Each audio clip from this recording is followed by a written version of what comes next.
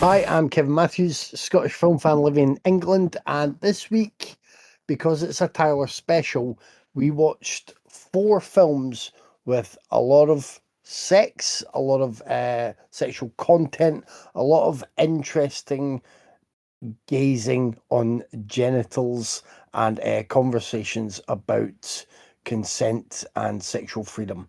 So pretty much every week for Tyler.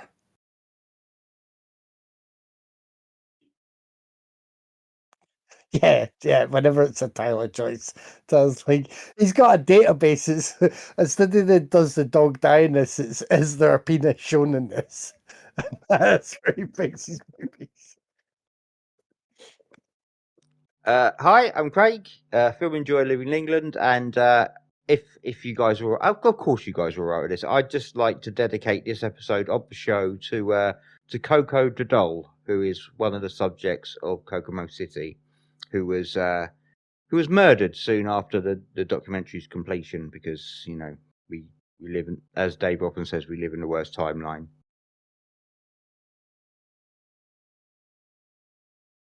I'm Dave Gray, and this week I learned, it was, as Craig pointed out, it was just confirmed that we do, in fact, live in the worst timeline. Why do you guys think I wear my evil goatee? I mean, if it was a good timeline, I'd either have a full Gorton's fisherman beard, because they're awesome, or I'd be clean shaven. Or I'd have I'd have a Magnum mustache.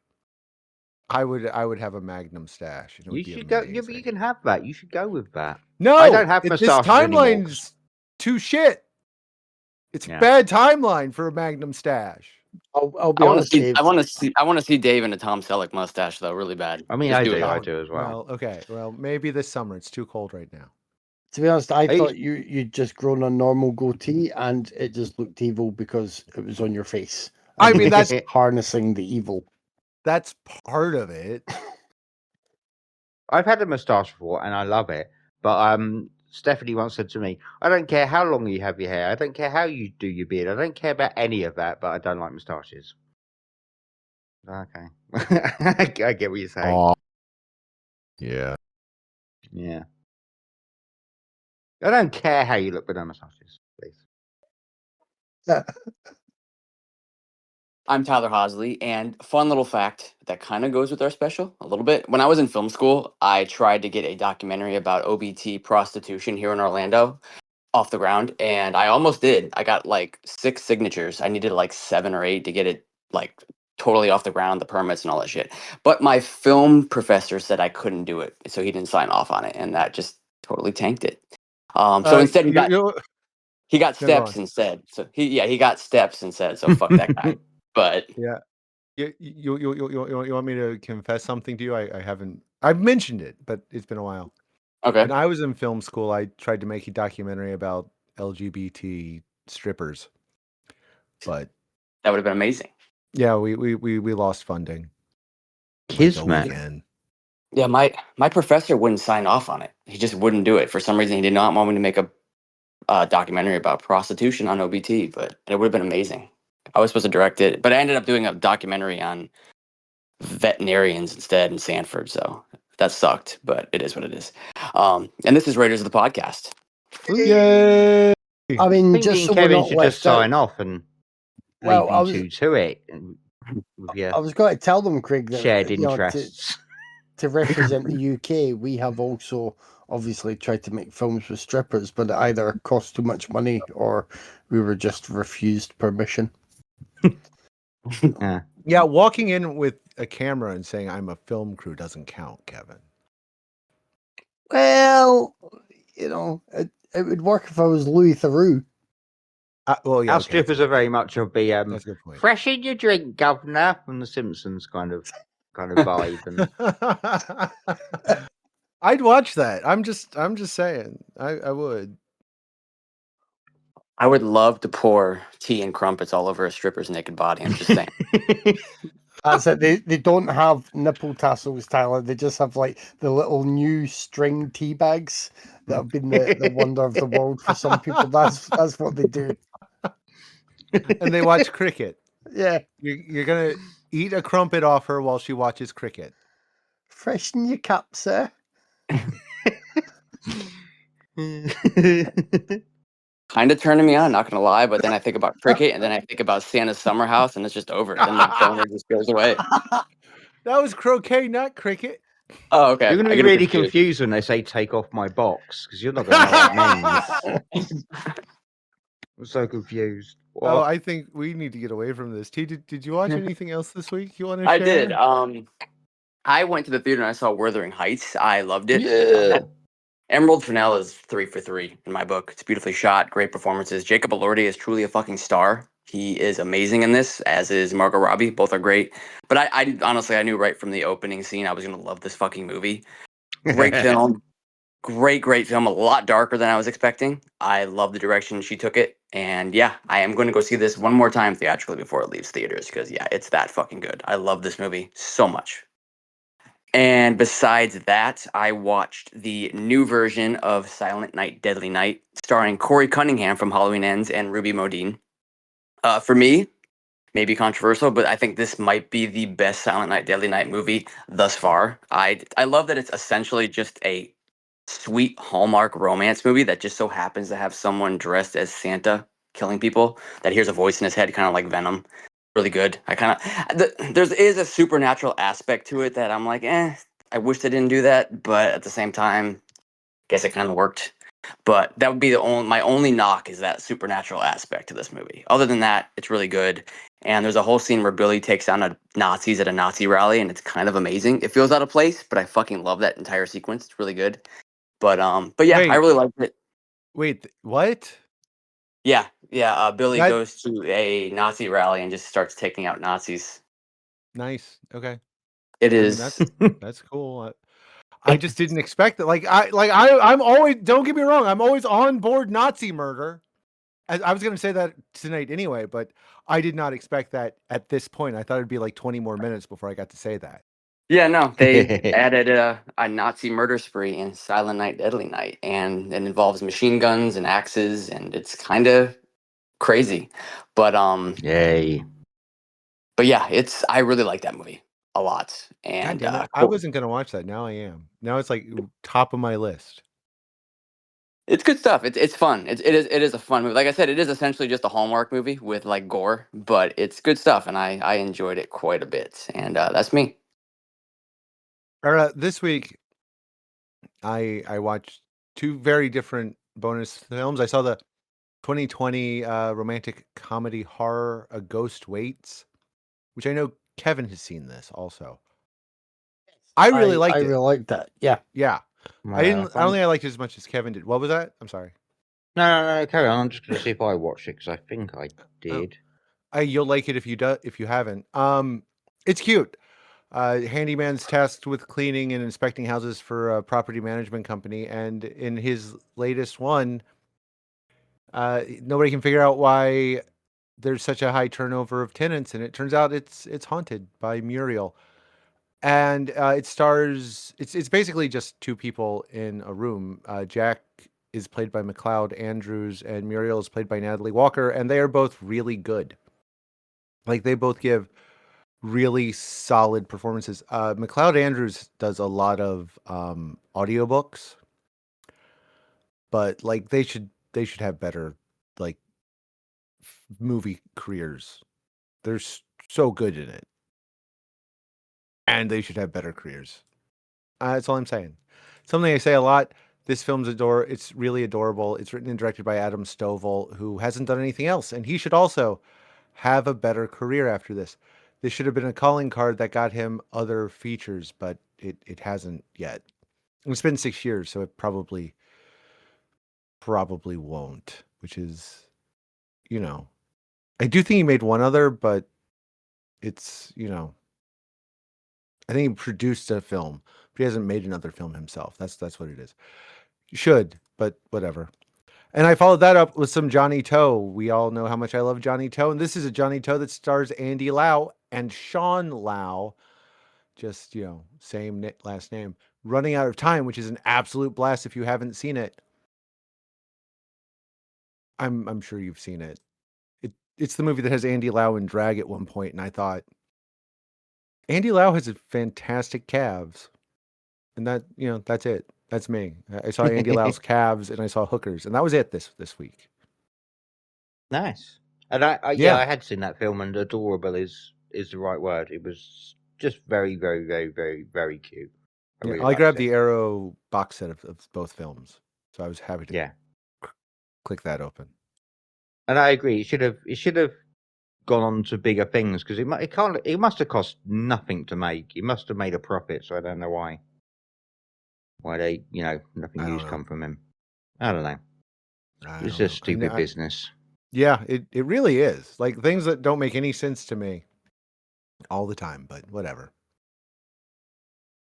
I watched quite a lot this week. I watched Wake Up Dead Man, the third Knives Out film. I'm not that big on the Knives Out series. Like, they have really good ensemble casts, but the plots, the storylines don't grab me.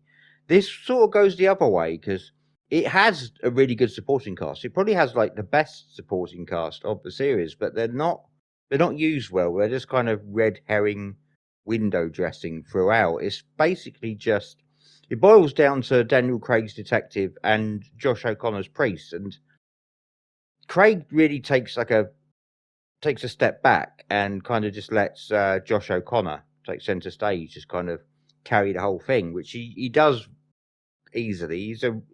I'd only seen Josh O'Connor before in God damn it, God's Country, which he was fantastic in, and this is only this is on that level, but he's got something. He can carry a whole fucking movie, and he was really good in this. It felt less like a Knives Out film than it did like a pilot for a cozy series you'd watch every Sunday afternoon, where Josh O'Connor solves crimes in a sleepy village with an outrageous murder rate. I liked it, and I was glad that Daniel Craig dialed back his thing he does in the Knives Out films. That was good. Did you like that one, Kevin? Yeah, I remember saying, like, I think it's better than the second film, but a bit less fun, if you know what I mean. Yeah. But I actually liked what it was doing, and I spoke on here. I think I said something about how, as an atheist, I can often be a little bit irked when films are throwing kind of dogma in your face or down your throat. But this one was a really good look at belief, the good and the bad when it's misused and abused. Definitely. Yeah. Yeah, it was a good one. I've also watched If I Had Legs, I'd Kick You, which is a kind of parenting imagine Good Time, but it's parenting instead of trying to get your brother out of prison. It's just an anxiety fest with Rose Byrne. Brilliant in the film. Rose Byrne as a mother with a sick child whose husband is off working somewhere else, just getting the least amount of help, and kind of like losing her shit as she tries to hold it all together for her daughter, and just like completely losing every aspect of self over a period of time. And it's really, really, really good. It's very tense. It's really well shot. It has moments where I'm not quite sure what elements of this film are real and what's metaphor. It kind of plays around with that, but it's really good, but mostly because of Byrne's performance. I've always liked Rose Byrne, and she just fucking kills it in this movie. I know she's nominated for the Academy Awards, and I should think she stands a good chance because it's a hell of a performance. Anyone else seen that? No, it's in the stack. I haven't been able to yet. Okay. Yeah, same. I know T, you would like it. I know T's the only person I really feel like I know on the show where I can say, you know what, you will enjoy this film. Kevin and Dave, you're a little bit more difficult to gauge, but with Kevin and with Tyler, I can say yes, you will enjoy this film. So get to it. I also watched Wuthering Heights. My wife is an Emerald Fennell devotee. She started a cult tomorrow. My wife would join it. She is crazy about Emerald Fennell.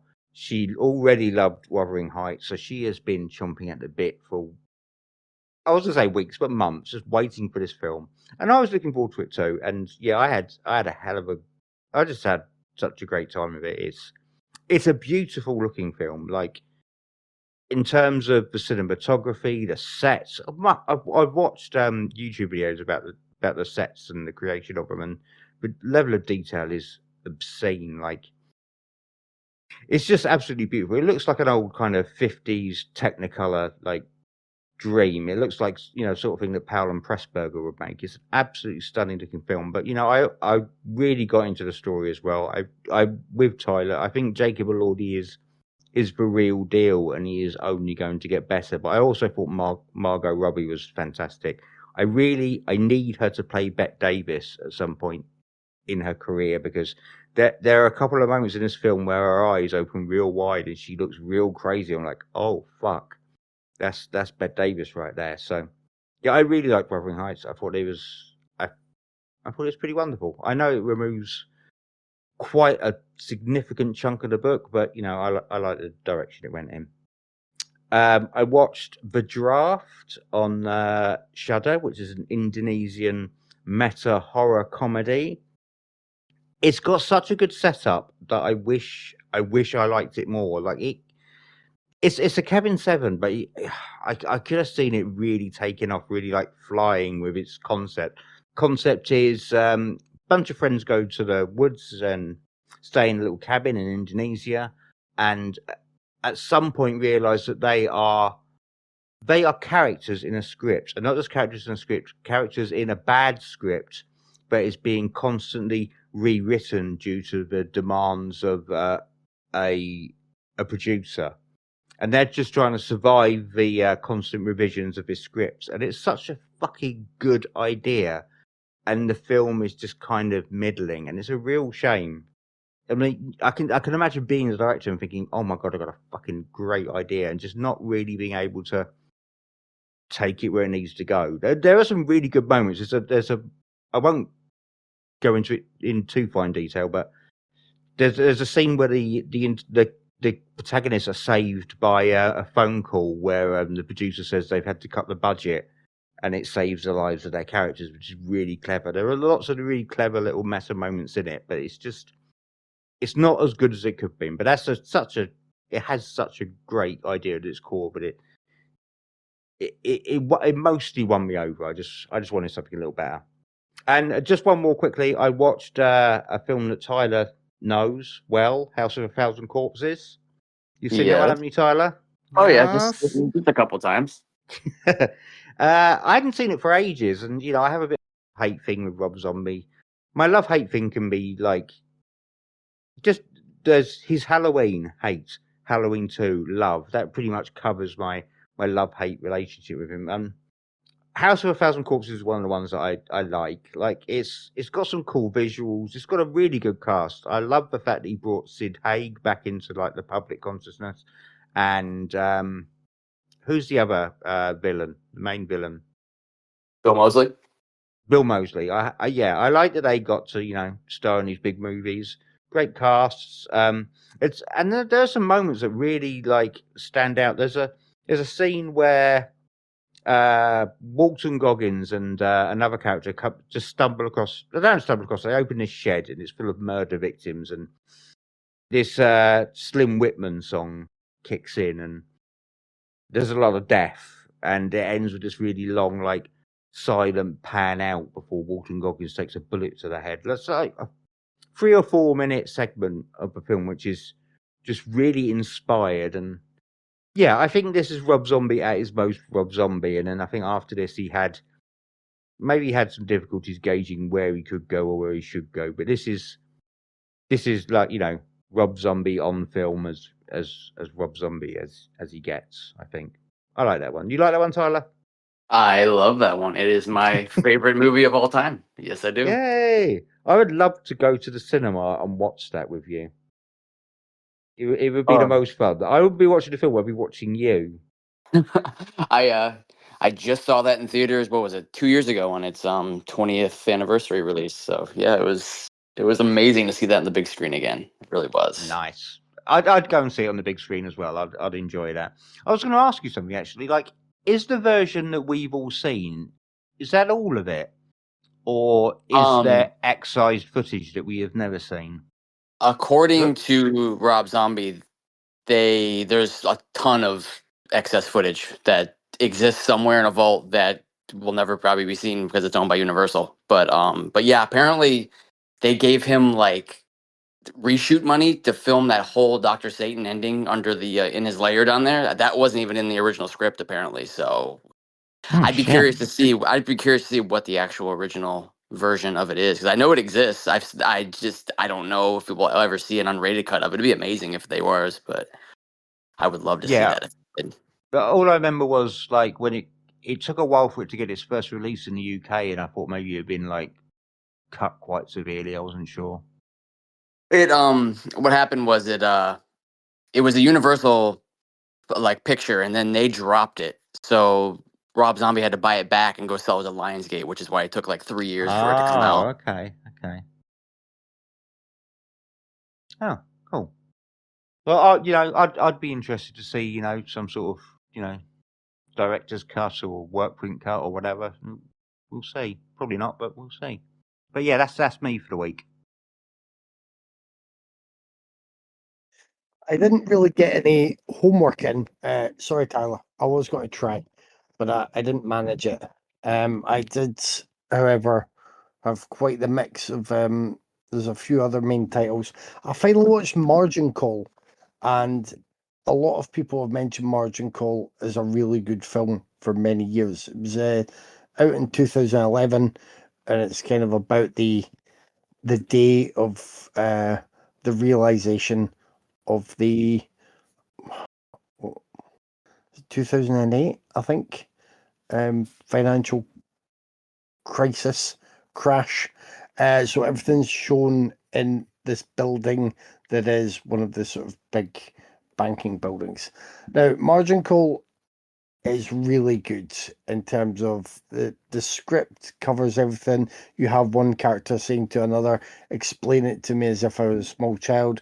So you get stuff explained in that way that you can kind of keep a grasp of what's going on and the repercussions that everyone went through. It's got a good cast. I mean, I've always sort of loath to praise him now, but Kevin Spacey's doing well here. Paul Bettany's really good here. I know Dave's ready to be like, Paul Bettany's been shit and everything, and since he got past the end credits of Gangster Number One or so on, but I thought it was really good here. Jeremy Irons is he's good. Simon Baker. You've also got Stanley Tucci, who's never bad. Zachary Quinto in a really good performance here that kind of reminds me that I like seeing him in non-Spock roles, but I think I've only ever mainly seen him as the new Spock, so that's a shame. Demi Moore is here as well, and she's very good. But the big problem I had with this is there is this sort of feeling of, oh, think of the poor bankers, like at times.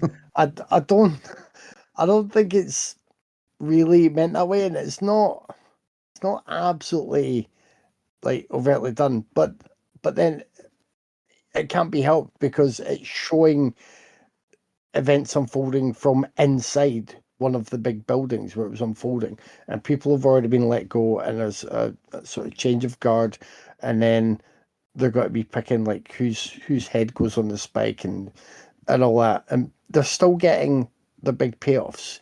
There's young people there who will still get to go to another business, and oh dear, they won't make their first million by the time they're 22, like they dreamed they were going to do. And it's a bit. I think there's a sourness to it, which dragged it down, funnily enough, to a Kev Sev. Because the rest is all good, and it's like, in terms of the craft, it's really good. But I think anybody that was on the kind of the axe head end of all that shit won't be feeling sorry for those that were helping to make the handles. I think that's the best way I can put it. Have you guys seen Margin Call? I haven't.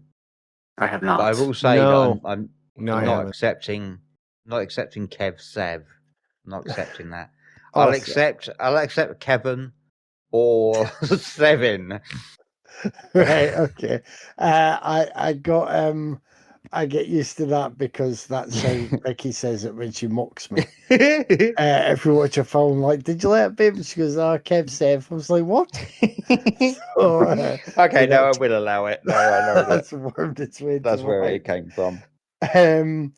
I, when you're in the mood for like lower tier stuff because of someone being in a film that you like anyway, I kind of had a hankering for some lower tier Harrison Ford movies lately, and the one that I found on Netflix randomly is Sabrina. Now I've not seen the original with Humphrey Bogart and Audrey Hepburn, but I watched Sabrina because of Harrison Ford being in it, and it is I mean that was, well, for Craig's benefit, I'll refer to this as a solid Kevin 7. It was good. Like Harrison Ford, I kind of like looking back now at Harrison Ford performances where, like, as he's got older, he's really leaned into being this curmudgeonly persona, and you can tell it's like he's got a really sly sense of humor that has become more obvious over the years. So now, when you look back at his performances in films like this, and sort of his 90s run, I would say, through to early 2000s, 2010s, when there are moments that can ever so slightly tap into the fun, or the fun of him being gruff and grumpy, I tend to enjoy them more now than I would when I was watching them back then and just thinking, oh, Harrison Ford's in a film where he's not being like the star Harrison Ford. This is good. Julia Ormond is Sabrina, and she is lovely in this. It's the kind of role where, like, I'm surprised there wasn't a few more after this, just really pushing her high. Greg Kinnear's doing his Greg Kinnear thing, and he's quite fun with that. He's sidelined for a lot of the movie, but when he has his moments, is very good. And it's a decent supporting cast. It's you know, it's a rom com that doesn't have too many laughs, but works quite well with the romance and how things pan out. And last but not least, I was excited. I'm sure all of you were excited because we have a Looney Tunes movie, Oh yeah. a full animated Looney Tunes movie, and I didn't realize this was a big deal because I'm like, of course we've had Looney Tunes movies before, but the fully animated ones I'm thinking of are like, was it, they're called something like the Bugs and Daffy Crazy Cavalcade Roadshow or something, and they were basically the cartoons stitched together. So I always thought, oh, we've had Looney Tunes movies over the years. This is another one. This is the first full-length animated Looney Tunes feature, as far as I recall. Now, it's called The Day the Earth Blew Up, or The Day the Earth Blew Up, a Looney Tunes movie. It is a riff on kind of 50s sci-fi B-movies. It has Daffy Duck and Porky Pig in the main roles, and I enjoyed it. It was cute. It was quite funny. The animation was fine. It did not reach the hallowed levels of Kevin 7. It was a 6. What, for me, what it missed was like proper anarchy. There's one brilliantly anarchic moment with Daffy Duck basically being told by Porky Pig, have at it, and he goes mental. And it's really funny, and the animation's funny, and just the way they've shown this sequence where he's going loopy is brilliant. None of the rest of the film comes close to that. Now it is good in terms of the like referencing the sci-fi movies. There was even quite an unexpectedly great reworking of imagery from The Thing. At least that's what I thought of it. Anyway, so it's good with all of that, but if you've just got Daffy Duck and Porky Pig in there, that's fine. But I'm surprised they didn't even fit more in. I mean, I suggested like you should have at least had a Marvin the Martian cameo. That I was waiting for the whole film. Like, okay, Marvin the Martian's got to appear at some point. Be like, no, it's There's fine. no It's Marvin Will the Taken. Martian? That just There's feels yeah, there's no like a Marvin the miss. Martian.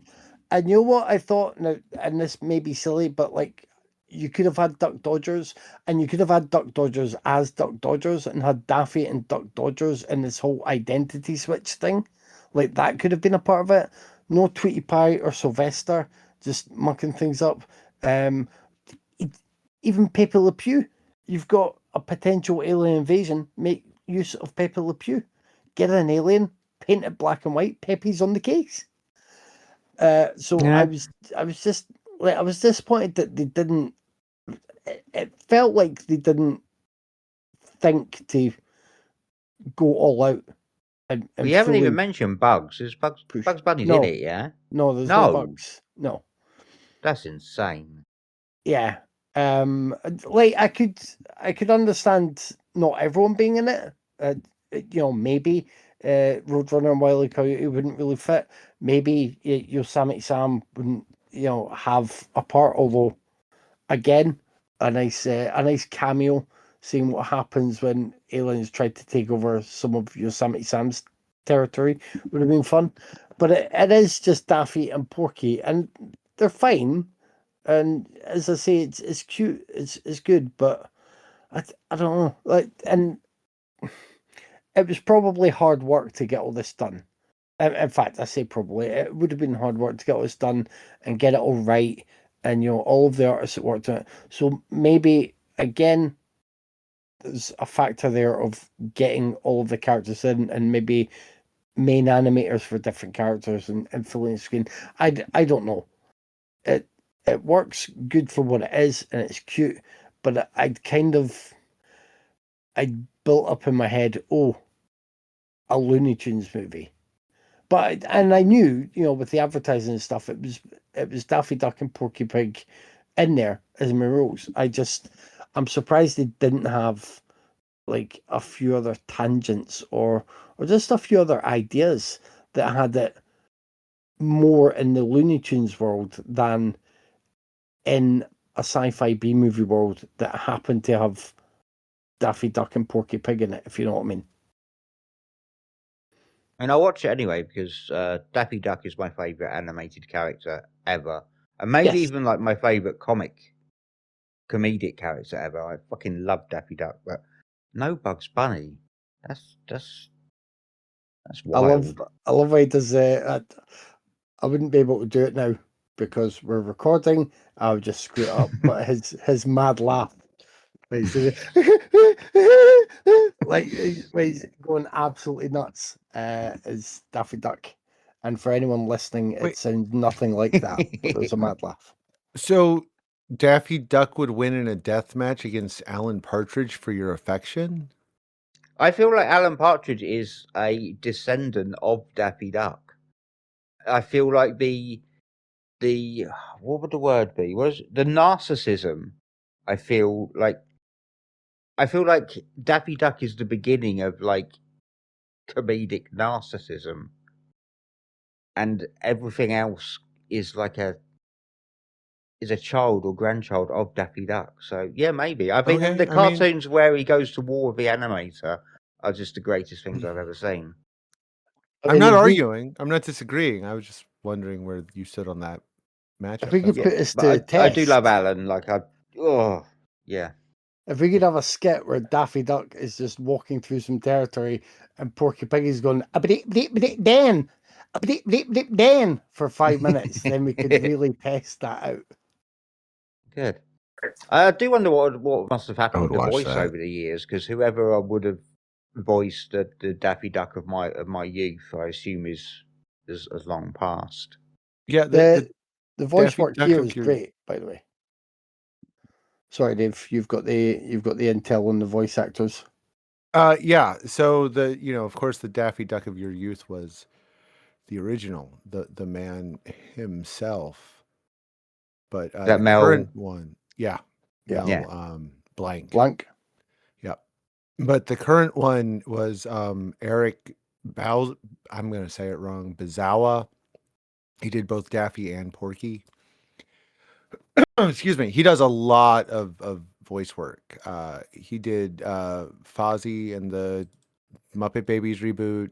He did bunch of voices in Teen Titans Go. I think he's done almost all the Looney Tunes since like 2018 when they pop up. He's done a ton of voice work. He's Yeah. very good. And the alien invader is voiced by Peter McNichol. So he's got a good voice for that role as well. This is the voice work throughout and the Foley work is great. It's to me it would still feel now that we've not had a full animated Looney Tunes movie, but maybe I'm just being a bit pedantic. No, I think calling it a Looney Tunes movie and missing out most of the characters is kind of, I don't know, an odd choice. Yeah, because Warner Brothers does reasonable things 90% of the time. Come the fuck on. That's kind of Warner Brothers bread and butter.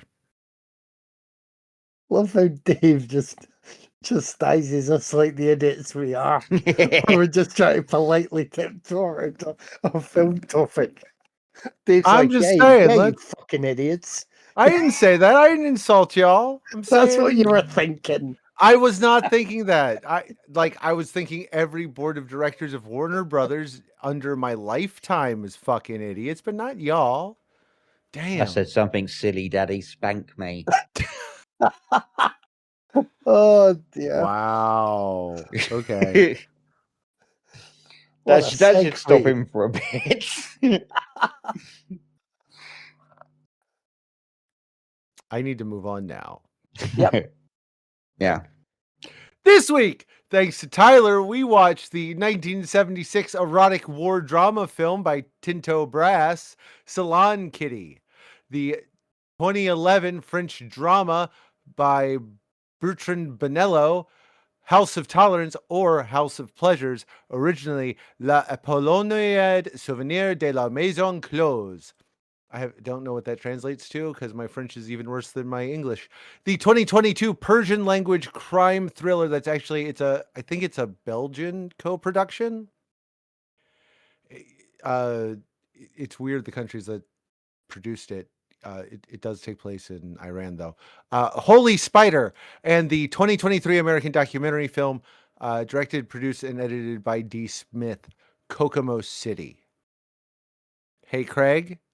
Yes. Would you like to pick a movie and tell us about it? I would love to. I'm going to go with Tyler's choice, House of Pleasures.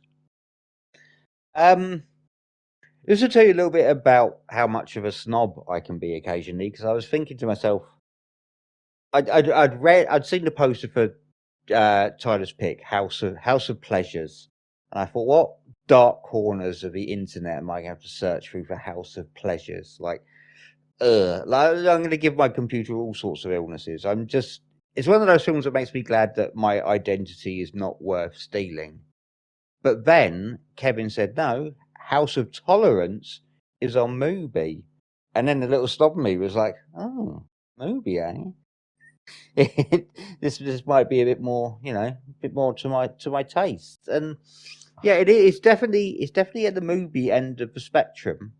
Like, I'm not gonna throw out the word masterpiece just yet because I think I may need to watch it a second time. But yeah, for me, House of Tolerance was pretty remarkable. I think, not to pat us all on the back, I think all of us selected films with varied and interesting perspectives on the subject of sex work. I think we did really well this week with the 4 films. House of Tolerance does a really great job, I think, of looking at fantasy versus reality and the reality of creating and curating the fantasy, even living within its confines as they do in this film. The sex workers are like stock in a grocery store here. They live within the fantasy that's been crafted for that their clients. It's an idea that's articulated really well because it's articulated almost entirely by this juxtaposition between the production design and the performances, because the production design is so sumptuous and the colors and textures are so rich. It's this kind of beautiful, ornate, very carefully designed velvet honey trap. The whole thing looks like a pre-Raphaelite painting. It's absolutely stunning. And then as soon as the doors are bolted and the day's work is over, the cast all give these really authentic, low-key, slice of life performances, dealing with these very mundane, stark reality that they just kind of learned to treat as a bad shift, but is technically slavery. It's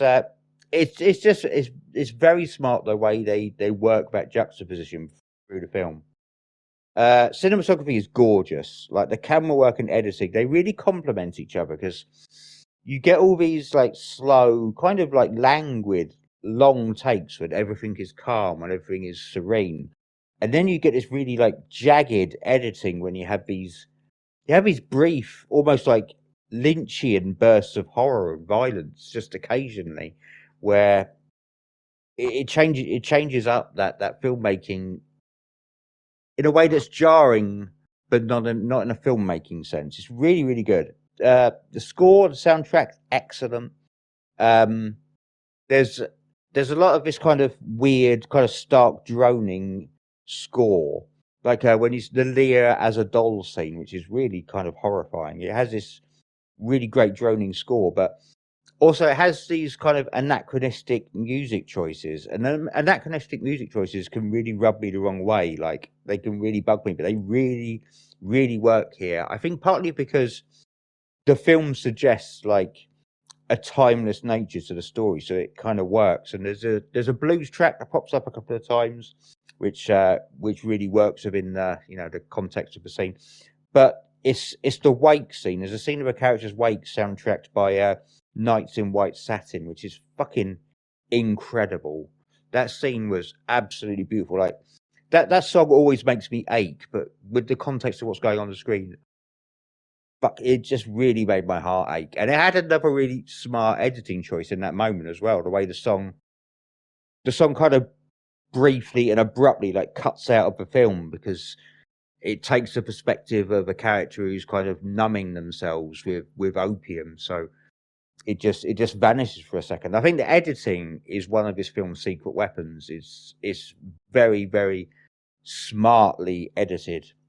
It all worked for me, to be honest. It's what it reminded me of is it reminded me a little bit of Boogie Nights. It's kind of this idea of a kind of cultural decay, like capitalism strip mining every facet of society until it's completely hollow. Like, things are bad. You already have a bad job. You already have a shitty existence. But I promise you, they can get exponentially worse for the rest of time, which is proven by the great last shot of this film. Like, I've been struggling. I still haven't decided which of the films this week is going to be the one I pick at the end. But this one has a good chance, because I really thought this was kind of magnificent. So excellent choice, Tyler. Loved it. Awesome. The blues song is called "Bad Girl," and it is by Lee Moses. I knew it. Oh, okay. I knew Okay. it. It took me a second. It's a good song. He did a lot of Lee Moses. Recorded in the late 70s to like late 60s to mid 70s. Did a lot of deep soul or southern soul or country soul, or both called, Yeah. all those. But that's when cover it. anachronistic music works for me, when it just fits. It fits perfectly to the point where you don't really think about it being anachronistic. I had the opposite feel with that. Okay. I get where you're coming from, but for me it didn't work, and it kind of ruined the whole last 20 minutes, where it got just a little too on the nose. Nights in White Satin was too on the nose. It is on the nose at points, because I forgot to mention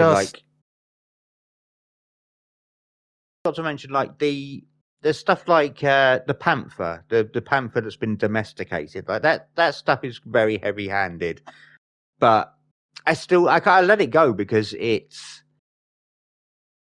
was a beautiful visual, which goes along with all the other visuals, and I liked the way it was worked into the third act and other characters' comeuppance. But See, and yeah, I hated that too. there is stuff that is heavy-handed and on the nose. I do get that, but the Nights in White Satin scene floored me personally. That's all, and I get why it would. I'm just saying, for me, it didn't work, because But it's the a problem beautiful, is beautiful fucking song. Sorry, carry on. no, the problem is they don't establish most of them as characters, so it just feels pandering to me. I think there's a few too many girls, and don't get me wrong, the cast is excellent, and like a lot of these women are like fantastic, top of the game French and Italian actresses. Hafia, I'm going to say it terribly, I'm sorry. Hafeja Herzi is Samaria, and she is an excellent actress. Celine Salat, Jasmine Trinka. Jasmine Trinka was in God, she was in another movie we covered, and I'm just brain farting at the moment. It'll come to me like 2 hours from now. Always an excellent performer. Adele Hanel she was in Portrait of a Lady on Fire. Always an excellent performance. Just an incredible performer. And they all give really good with what they're given. The problem is it doesn't have much to say about them as people. So when you have these moments that are supposed to be a bit more meaningful, I feel that the movie falls a little flat. It is gorgeously shot. It is, gorgeously, the set decoration is fantastic. Like don't get me wrong, it's not a bad movie. I just don't think it sticks a lot of the landings for what it's going for, because it does get a little too cheesy at points. It does get a little too on the nose. I can't help but shake the feeling that Bonello just thinks we're kind of dumb, because he explains things. He's going to, like, these visual metaphors. He keeps talking about them and having characters talk about them and talk about them and talk about them. So when it finally happens, it's like, yeah, okay, I get it. You think I need this just really just smashed into my head because you think we're too dumb to keep up with your fluff? Well, maybe So that's some just of us me. do, Dave. Huh? Maybe some of us do. I don't believe that. I don't believe anybody that sat down to watch this movie needed that. I know you didn't. I know T didn't. I respect what it's going for. I just don't think it sticks the landing. It is a good movie, though. It is worth your time. But I think that there could have been something much stronger there. If there was a couple fewer girls and they let them be a bit more characters, the split screen work is amazing. Like it blows away anything that De Palma tried to do with that same technique. The way they show the mundanity of the house, like there's a lot of great stuff in this movie. It doesn't stick the landing for me like it does for Craig, and it's just that little bit off, and that was my problem watching it. I felt frustrated instead of captivated because there is something great there, and I don't feel it grabs it. Instead of being like a 9 or a 10, it's a Kevin 7, and that's fine. There's nothing wrong with being a Kevin 7. It's just there's more there, and they just needed to reach out and they didn't, and that's my problem. That's my problem with it. It's so close to being something truly special, but it's not timeless. They specifically tell you repeatedly what year it takes place in. It's a feeling more than I don't feel it as timeless, and that's another problem with using the music choices for me. But that's just me. I mean, again, it is a good one. I don't mean to sound down on it. I'm not. I'm just disappointed. oof. Wow.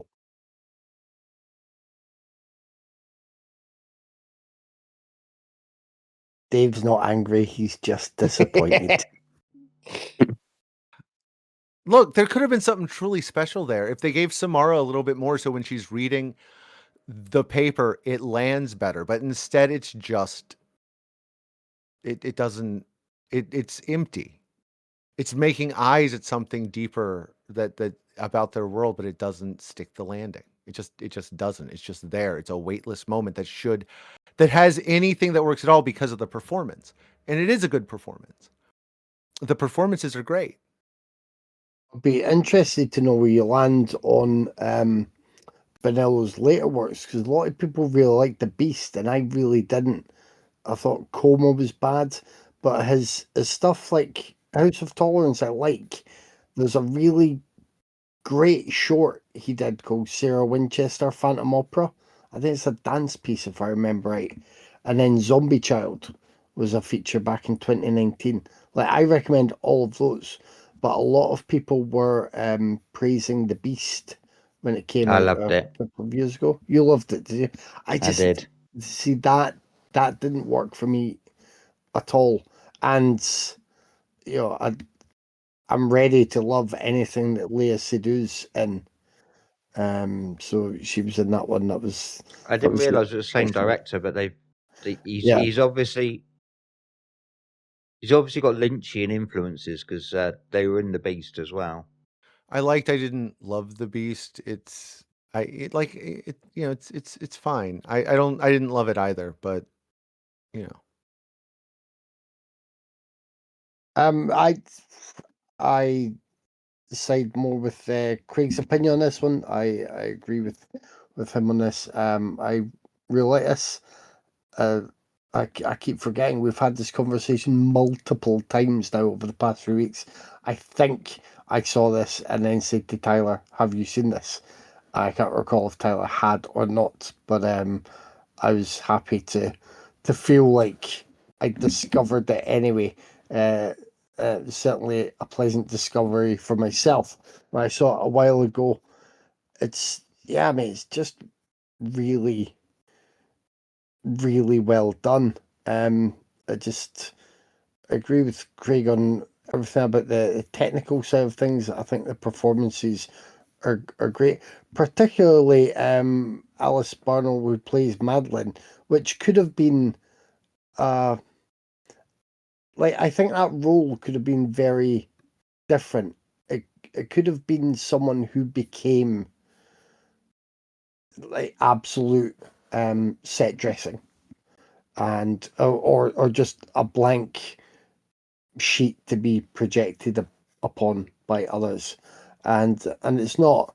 And I think her performance really goes well with what she's given as well, because the character is given some great stuff throughout the film, not just at the start when something major happens. So yeah, and yeah, I'm a big fan of Knights in White Satin as well, as we've discussed. So I like the use of that song there. I just, yeah, I mean, I can't put it any better than Craig just put it, and I think he might have voiced things that weren't necessarily at the forefront of my mind while I was watching it, but I knew everything that I was enjoying and taking in from it in terms of it, looking at that world and looking at the just the awfulness of people who can like just pay for everything and do what they want, and on the flip side of that, the the many women and the many sex workers who are just putting up with so much shit on a daily basis, either for the hope of it leading to an improvement in their life at some point, or because they don't have any other options for a while. I just think it's a really great sort of overview from high up in the rafters of all of that in the titular House of Tolerance. So yeah, it was a good one. I was happy to revisit it. I was pleasantly surprised that Tyler picked it, because I thought it'd be after something else. Like Craig, I just thought, well, my computer's getting more viruses this week. I have sometimes looked up something for Vicky, gone to Google to check something. If I hit X or something, it'll come up with X movies or some horrid site, and I'm like, Tyler movies, Tyler movies. Those were for Tyler movies. Yeah, I'm with Kevin and Craig on this. I think this movie is an absolute fucking masterpiece. It's beautifully shot. I mean, lavish and elegant, a gorgeous set design. Visually, that brothel is truly something special. I mean, the costumes, just everything is pitch perfect. It feels like you're being transported into the early 1900s. It's every frame is immersive. I mean, Bonello just directs the shit out of every single goddamn scene in this movie. I feel like he just drops you straight into this world, and it feels like you're just immersed into it. There is a lot of nudity, but the way Bonello portrays it and sex work on screen here is always super compassionate in the most like unerotic way possible. Craig said it perfectly. It's very much treated like a very mundane job, but it's also a film about pain and misery. Yet there's so much feminine compassion between these girls. The entire female cast here is amazing. I love how much they support each other and their work here. I mean, no matter how awful their male clients can be, they still manage to find some light in the situation. There's a scene when they're outside of the lake and they're just poking fun at one of the clients with a little drawing on one of the girl's legs. It's such a good scene. I love that whole sequence at the lake. It's so good. Um, One of the standout performances for me is Alice Barnhole, who plays Madeline in the film. She is fucking brilliant. I mean, there's a horrifying scene involving a knife that has stuck with me since the first time I watched this movie back in like 2012, 2013. That and her final shot in this movie has like lived in my head rent free for so many years. It's just what a fucking powerhouse performance. She's amazing in this. Great use of music, as you guys said. That Knights in White Satin sequence is just a fucking chef's kiss. I love that entire sequence. But yeah, this movie, this is amazing. This movie is fucking amazing, and I can't believe this isn't talked about more. It's incredible. And for Brunel, I really like. I don't know if you guys have seen it. He made a 2001 movie called The Pornographer, and it's really good. It's really, really fucking good. If you guys haven't seen it, check it out. I think it's not one of his first, but it's really early on in his career. It's really good, and y'all should check it out if you haven't seen it. But yeah, House of Pleasures. My DVD says House of Pleasures, but I kind of like the House of Tolerance title better. So, but yeah, masterpiece in my opinion. No, isn't the pornographer his first? Because I think the only one before that's a short film. Is that his first movie? I couldn't remember if it was his because first or there's not. he made what's it called? Fuck, something organic, I think. It might be a feature. It might be a second. It might be a second. I for some reason my head says that Something Organic is a short film, but it might just be I'm not remembering correctly. I did a. I tried to. Well, back when I first saw this, there wasn't that many. But after I watched this back when it like 20 when it was on Netflix, 2012, 2013, I immediately seeked out the pornographer just to see what else he did, and yeah, that movie's really good too. It's not quite on the same level as this, but it's pretty fucking good. I Is that remember me really picking? liking. Yeah, it is you. But I remember Okay. really liking. What was it? Teresa. Yeah, Yeah, I remember that one being good. I agree with Kevin. I like his earlier stuff more than his later stuff. But you know. I do like the Beast too. I was forgot to chime in on that one. I thought the Beast was really really good. So yeah, I'm definitely team Craig on that one for sure. But I am going to go with Dave's pick, Salon Kitty, which is about an SS officer who wiretaps a brothel and replaces its prostitutes with spies to obtain blackmail on the clientele, the madam, and the vengeful young hooker who seek out to bring his downfall. Um, Dave knew what he was doing picking this movie. Pretty sure I've told Dave this many times how much I fucking love Salon Kitty. I think it's like one of the best Nazi exploitation films ever, ever. Tinto Brass is a special man. I love his work dearly. I mean, he really just doesn't give a fuck who he offends. He just wants to pack in as much sex, nudity, and horny debauchery and filth into his films as much as he can. And he does it with total ease. And I love him. I love Tinto Brass. I mean, this movie just has limp, flaccid Nazi cocks of all sizes everywhere. There's tits. There's fucking 70s Bush just everywhere constantly. I mean, I fucking love him so much. I mean, the Nazis tone just can't here. get hard-ons, can they? No, they cannot. That's proven here. There's just so much flaccid cock in this. Good job, Dave. Just good job. Um, but the tone here does feel a bit different than his usual work, though. It's a bit more serious and a bit darker than his usual flair, but it's still like incredibly eccentric and kind of campy too, which still makes it feel 100% Tinto Brass at the same time. I mean, as soon as you see that deformed dwarf sex scene, you know exactly what you're getting. I mean, you might as well just roll with it. I love the musical scenes in this too. And this is definitely my favorite version of Cabaret. I mean, I'll put it this way: this is the most Tyler flavored version of Cabaret, you might say. But yeah, the set design is amazing. The costumes are fantastic. This is by far one of his best and most lavish looking films is in his entire filmography. I love the storyline involving the brothel itself being used for like Nazi espionage infiltration, and there's a little satire thrown in as well. I mean, sure, this subgenre of exploitation isn't for everybody, and I totally get that. But I hate when people just dismiss films in this genre as just being smut, because for me it's so much more than that. And Salon Kitty is fucking amazing. It is one of the best of its genre, right there with The Night Porter as one of the best, in my opinion. Yeah, I mean, this is just smut. So, I'm like, I really like this one. Yeah, I've seen it before. I agree with Tyler that it is sort of more serious and darker than many Tinto Brass films. Like, well, certainly the other Tinto Brass films I've seen, but they tend to just go along the lines of Julia walking past two men, and the men are like, "Oh, Julia, we can see your buns," and Julia's like, "Oh, you saw my buns," and they're like, "Oh, there's your boobies." And I thought I would do that with the benefit of the accent, so I would please all of our global audience there. That is the abridged Tinto Brass filmography.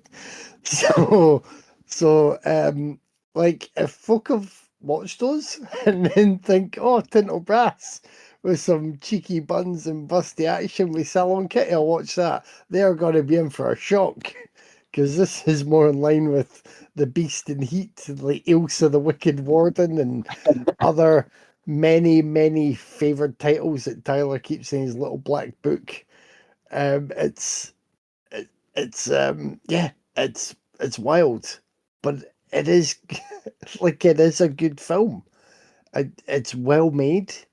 It's although it's graphic and you know, dark and disturbing in places. Well, not least of all just because of the general content. It's it's quite a.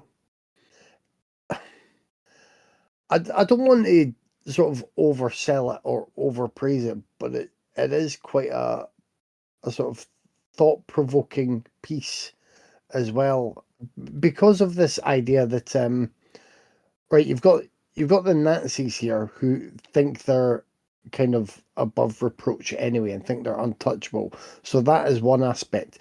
But then if you just take that to a slightly different angle, you would have people who would pay to be in a brothel and just pay escorts who would have the same mindset, think they can say what they like or brag about what they like or do what they like, and not have any repercussions from that. So it works, like it works on that, but also obviously it's about Nazis. And that is fascinating.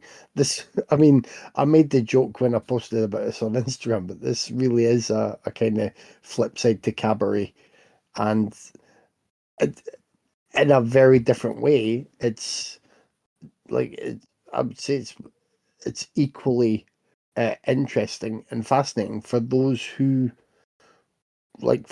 can handle the adult content and sort of put up with the amount of flaccid cocks and graphic nudity around the plotting and scheming.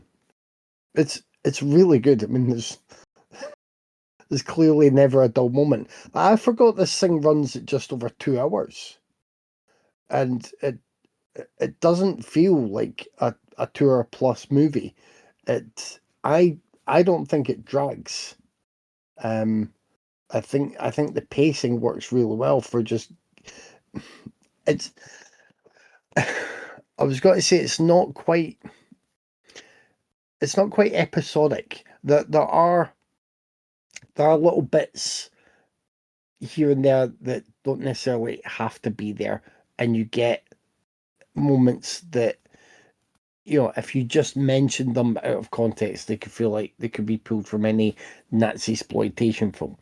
But they do all work towards building this picture, of the place, of the people, of how others are treated and what is going on, and it just works really effectively until it gets to an ending, which also proves like dramatically satisfying and really well done. So it's been a while, I think, since I watched this one, and it holds up really well. And yeah, I really like it. I probably don't like it as much as Tyler, but I do really like it. It's it's gone beyond Kevin Seven territory with that one. There's an inherent flaw, Dave, in trying to steal the Tyler vote, don't you? I mean, you may steal Tyler's vote. I mean, it's impossible to steal Tyler's vote from a Tyler special where Tyler picked a movie. Ain't nobody stealing Tyler's vote. You've gone for it here, though. You've tried to take that Tyler vote, but the inherent flaw is you might lose other votes whilst you're going hard for that Tyler vote. Because this is my least favorite watch of the week because it was by far the most frustrating for me. I'd never seen it before, and just reading the synopsis, it has like the seed of a phenomenal fucking movie, like the kernel of just something so good, like sex workers as confidants, and laying bare the hypocrisy of a master race whilst rediscovering their humanity in like the strangest place you could rediscover your humanity. Like, I want to see that movie, but I got about 40 minutes of that movie, maybe 45 minutes. Like, I feel like this should say more about sex work. I think it should say more about National Socialism. But it's submerged in smut. Just absolutely awash with smut and kind of lazy shock tactics, because like it is shocking. It is at points, because you've got the uniform, the insignia, the salute, like that imagery and iconography. It's the most powerful iconography I've seen. You can't deny it. And to see those images combined with frivolity and with sex and with family dinner, even like that is shocking. But Tinto Brass didn't invent Nazi iconography. He's just poking you in the eye with a sharp swastika. He's there's not a lot of depth to what he's doing. He's just like using it to in quite a blunt way. Like the first half of this film was really hard work for me. I liked the second half a lot more. I was really glad once the second half kicked in. Once the two characters who fall for each other arrived, it started to come together for me. Like it digs more into its themes. The cast get a lot more to chew on. I think Ingrid Fuhlin is really good, and it's good that she gets more to do than just be Cruella de Vil as a brothel madam, because that's who she is for the first half of this film. And like Teresa Ann Savoy and Bekin Femery, they get to mine some real emotion from their relationship. It's so much better once these characters have something to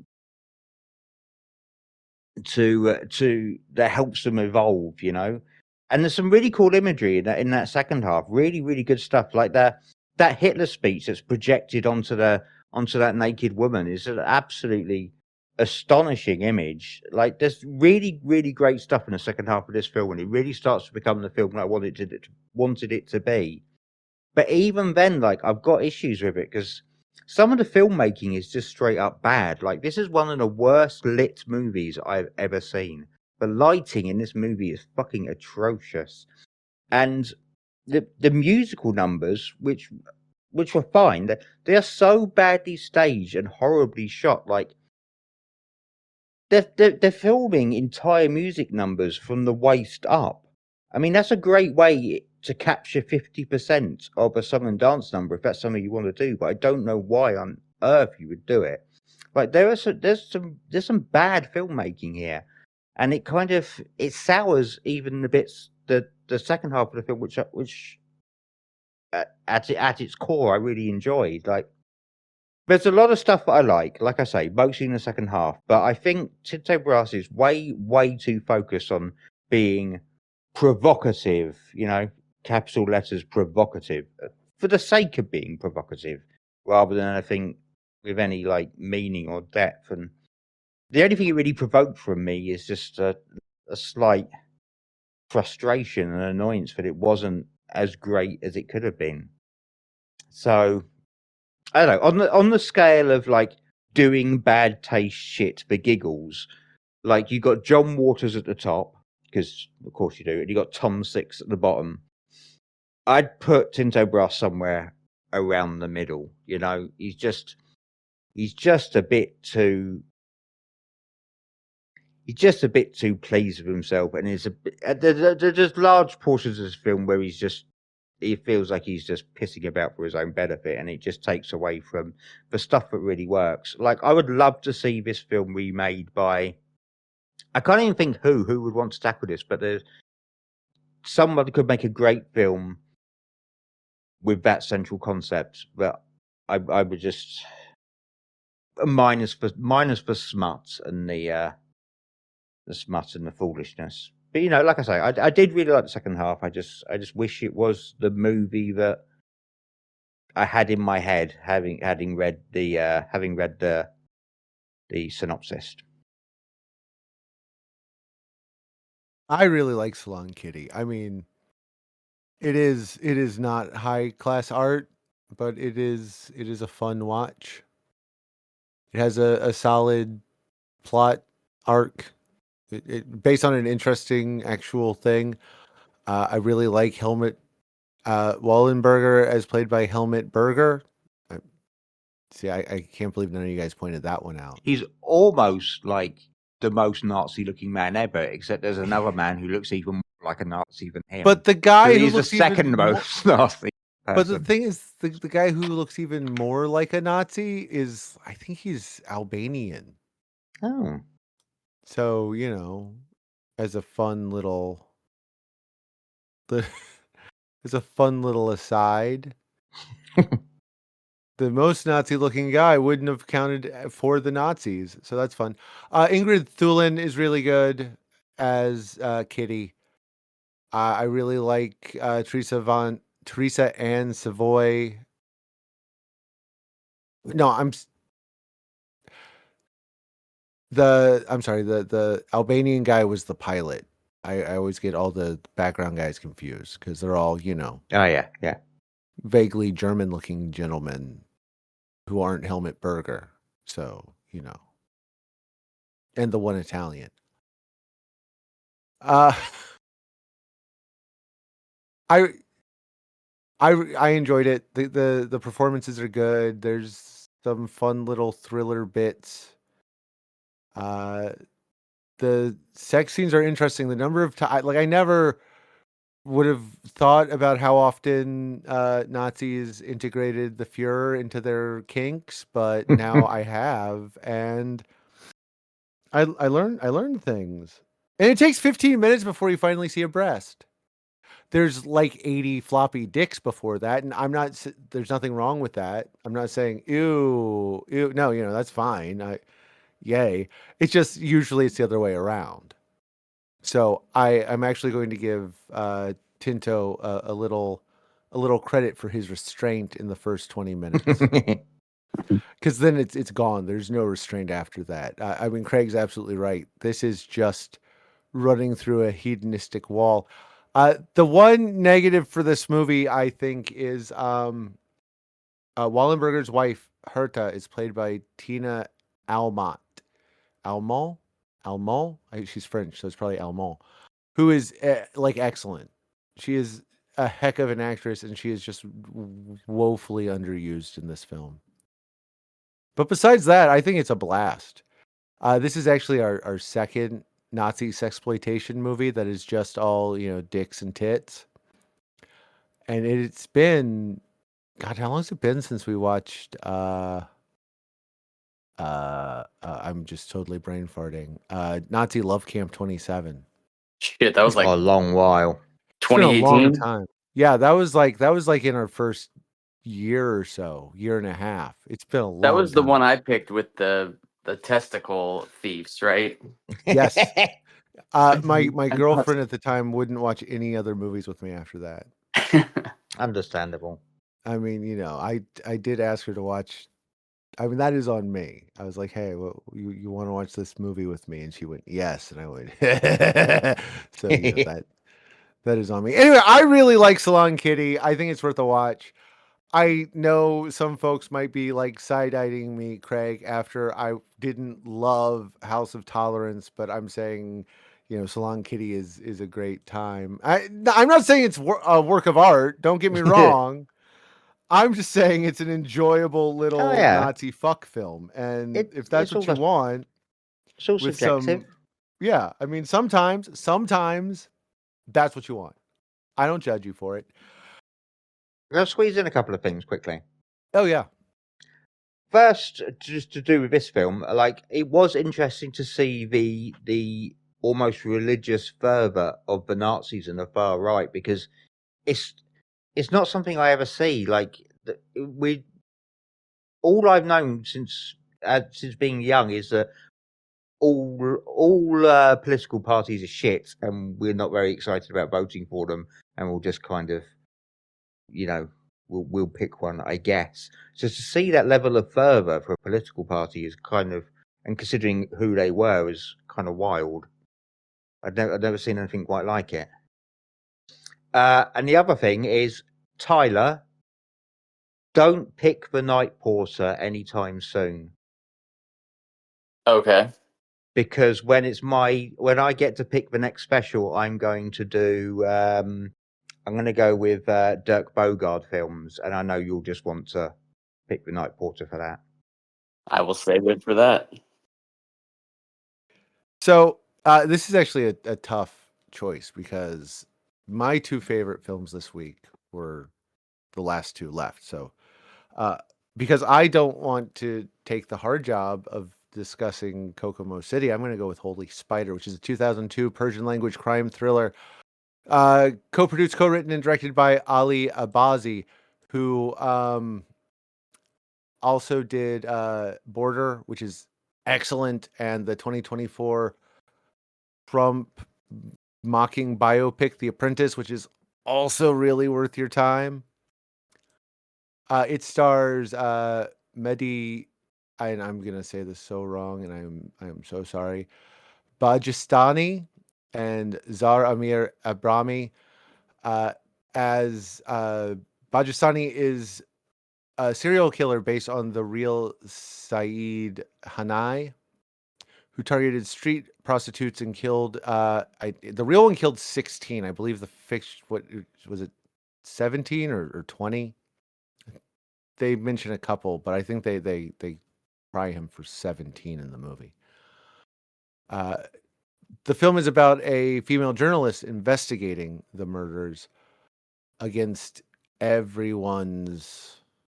literally everyone's getting in her way. It's really fucking good. This is probably one of the best thrillers I have seen in a hot minute. I hadn't seen this one before. I'd heard about it. So when it was name dropped, I was like, oh, fuck yeah, finally. But it's really well made. It's well shot. The performances are fantastic. Both Bajistani and Ebrami, I'm so sorry. I'm so sorry for butchering your names. Just bring top tier performances. I would put Bajistani up there. I would put him up there with who's the guy in Sporloose for on-screen psychopath. I know who you mean. But... Yeah, it's Jean Bervots. I think Jean Bervots is the killer in Sporloose. I'd have to look it up, and I'm not going to. Is absolute, like, he's excellent. His performance is fantastic. His wife is played by I can't remember the wife's name, so I can't look her up in the cast list. And I feel really bad for that now because she's also excellent. I mean, she just gives a great performance. Zaramir Abrami, as I already said, is great. It's well shot. It's like the kills are fucking intense. We watch a lot of horror movies, and we watch a lot of stuff that, like, other folks are like, oh, that's too, and like, they're not. The kills in this are brutal and vicious, and some of the most brutal and up close things I have seen in a hot minute. This won like a ton of awards in well, all over, but mostly Robert Awards, which is the Danish version of the Oscar or the BAFTA. It's won Best Picture, Best Director, Best Screenplay. I don't think it won Best Actor, which I think is a bit of a, kind of bullshit. But it won Best Actress. Oh, Arash Astani plays the wife. I am, there we go. Sorry. All of them are excellent. The opening sequence with the first victim is just incredibly done. It's a hell of a good one. And I think the last time I saw a thriller I enjoyed this much was Red Rooms. And that was a couple years back at this point. This is well worth your time and well worth checking out. It's a good, I don't want to spoil it because, but it's really good. It's really good. So yeah, Kevin out here picking a film with an unsimulated blowjob. Good job, sir. I mean, it's a fake cock, but close enough. Seriously though, this was fantastic. I'm just gonna echo what Dave said here. It's grimy as fuck too, just so fucking dark and relentlessly bleak. I mean, I see people in these horror groups, like in these extreme horror groups, talking about fucking these movies that, I mean, yeah, they're violent in like a really cartoony way, but this movie is fucking brutally violent. This is the movie they should be talking about. This is fucking brutal as shit, and it's just, it never lets go. But yeah, I would say this falls more into the serial killer thriller category than solely being about sex work, but there's a sex worker at the lead, so it totally counts for the special. But Kevin combo breaking the sex worker special. Who didn't see that coming? Come the fuck on. yeah, he's a combo breaker. That's what he lives for. Kevin the combo breaker.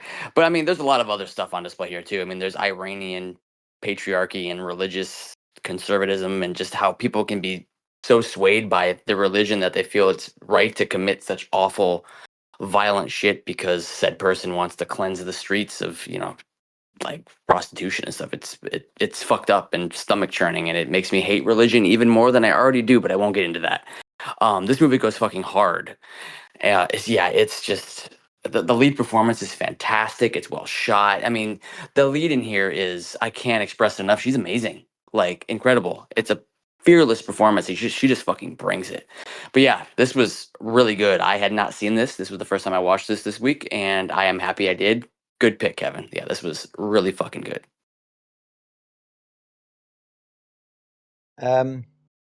Yeah, I think we all understand Kevin's stance on sex work now. Jesus Christ, Kevin, what the fuck? This was the only one of this week's films I'd seen before. I wouldn't say I enjoyed it because I'm not Kevin with my ceaseless hatred for sex workers. But yeah, I was just as impressed this time around as I was the first time. It's really fucking good. Like it is so oppressive from from the opening scene. Like you've got men staring with such hatred in their eyes at this really like conservatively dressed woman with minimal makeup. It's frightening. Like the possibility of violence is like thick in the air from the very first frame of this film, and that just makes the desperation of the characters so palpable. Because like every frame of this film is filled with somebody's absolute desperation, like a desperation just to survive the night, survive day by day. It's fucking rough. So rough one. The performances, they're all really, really, really strong. Like Zah Amir Ibrahimi, she is excellent. She's constantly like bristling with totally justifiable rage and living on this kind of knife edge of how much of my anger can I safely communicate without putting myself in danger. It's such a anxiety laden fucking performance. Mesbah Taleb, who plays the killer's son, he's fucking remarkable. Like he gets the most chilling moments in this film for me towards the end of the film. Like the perpetuation of this cycle of violence that he represents is heavy shit to lay on a child actor. Really heavy fucking shit, but he aces it.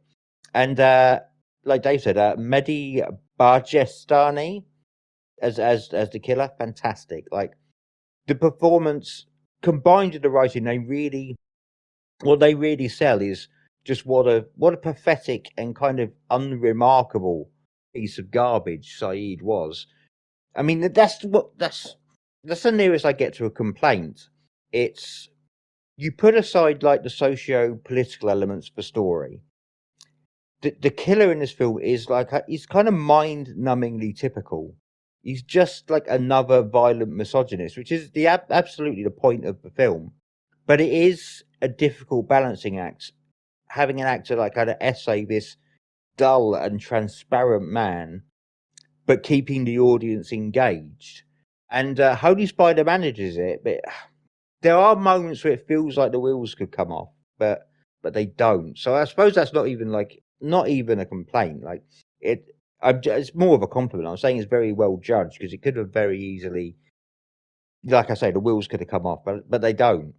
It looks beautiful, really intimate cinematography, camera work, evocative lighting, great locations. I think it was filmed in Jordan, and it's like the second best Iran stand-in I've ever seen after California in what's it called? A Girl Walks Home Alone at Night. Who would have guessed that was California and not Iran? Crazy. I like the score. Really, really good fucking score. It reminded me of the score to Under the Skin. Just very like eerie. Kind of feels like a creeping spider.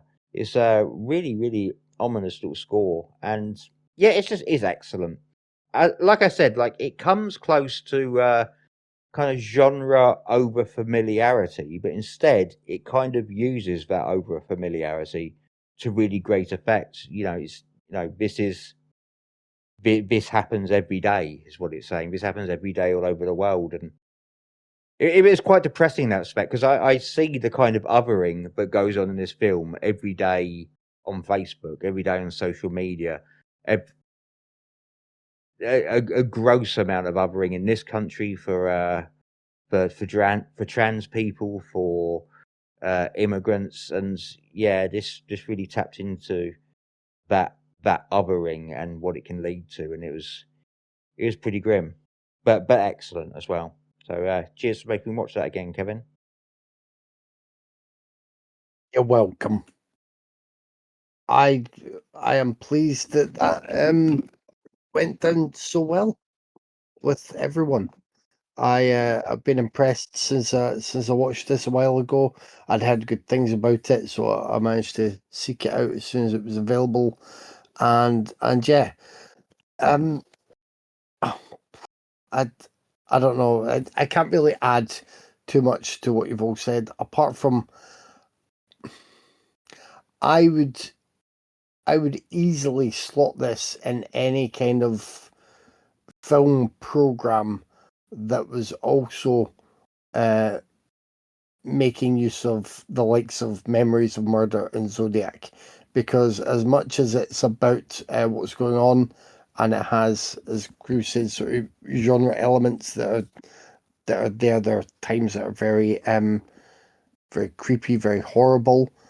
Um, it's also about a kind of obsession, and that obsession is allowed to remain and grow because of just what is viewed as acceptable, what is viewed as tolerant. Like I really like this. I think the leads are great. But yeah, particularly it's my turn to butcher her name. Zara Amir Ibrahimi is fantastic in her role, but Mehdi Bajistani as Saeed is just superb. I was going to try and watch the documentary that was made on this killer this week. I was going to try and do homework. I would have been so pleased to tell Tyler I managed homework for his special, but unfortunately I didn't get round to it. I think it's about 50 minutes or an hour. I could find it. It is out there for anyone who's interested. It is it does seem to be like quite a fascinating little piece.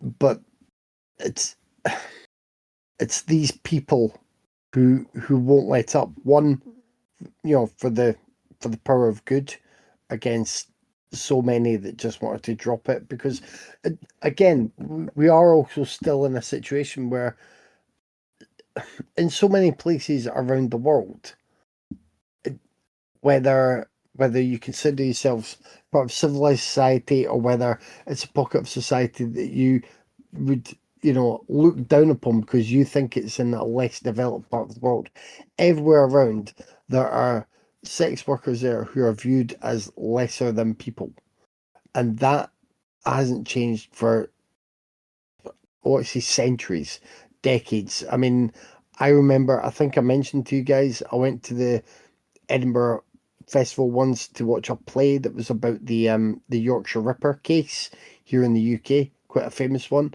And in the play, there was, they kind of highlighted the fact that the police had their backsides kicked to really sort of get a move on when there was a victim that they basically said, oh, now an actual woman's been killed.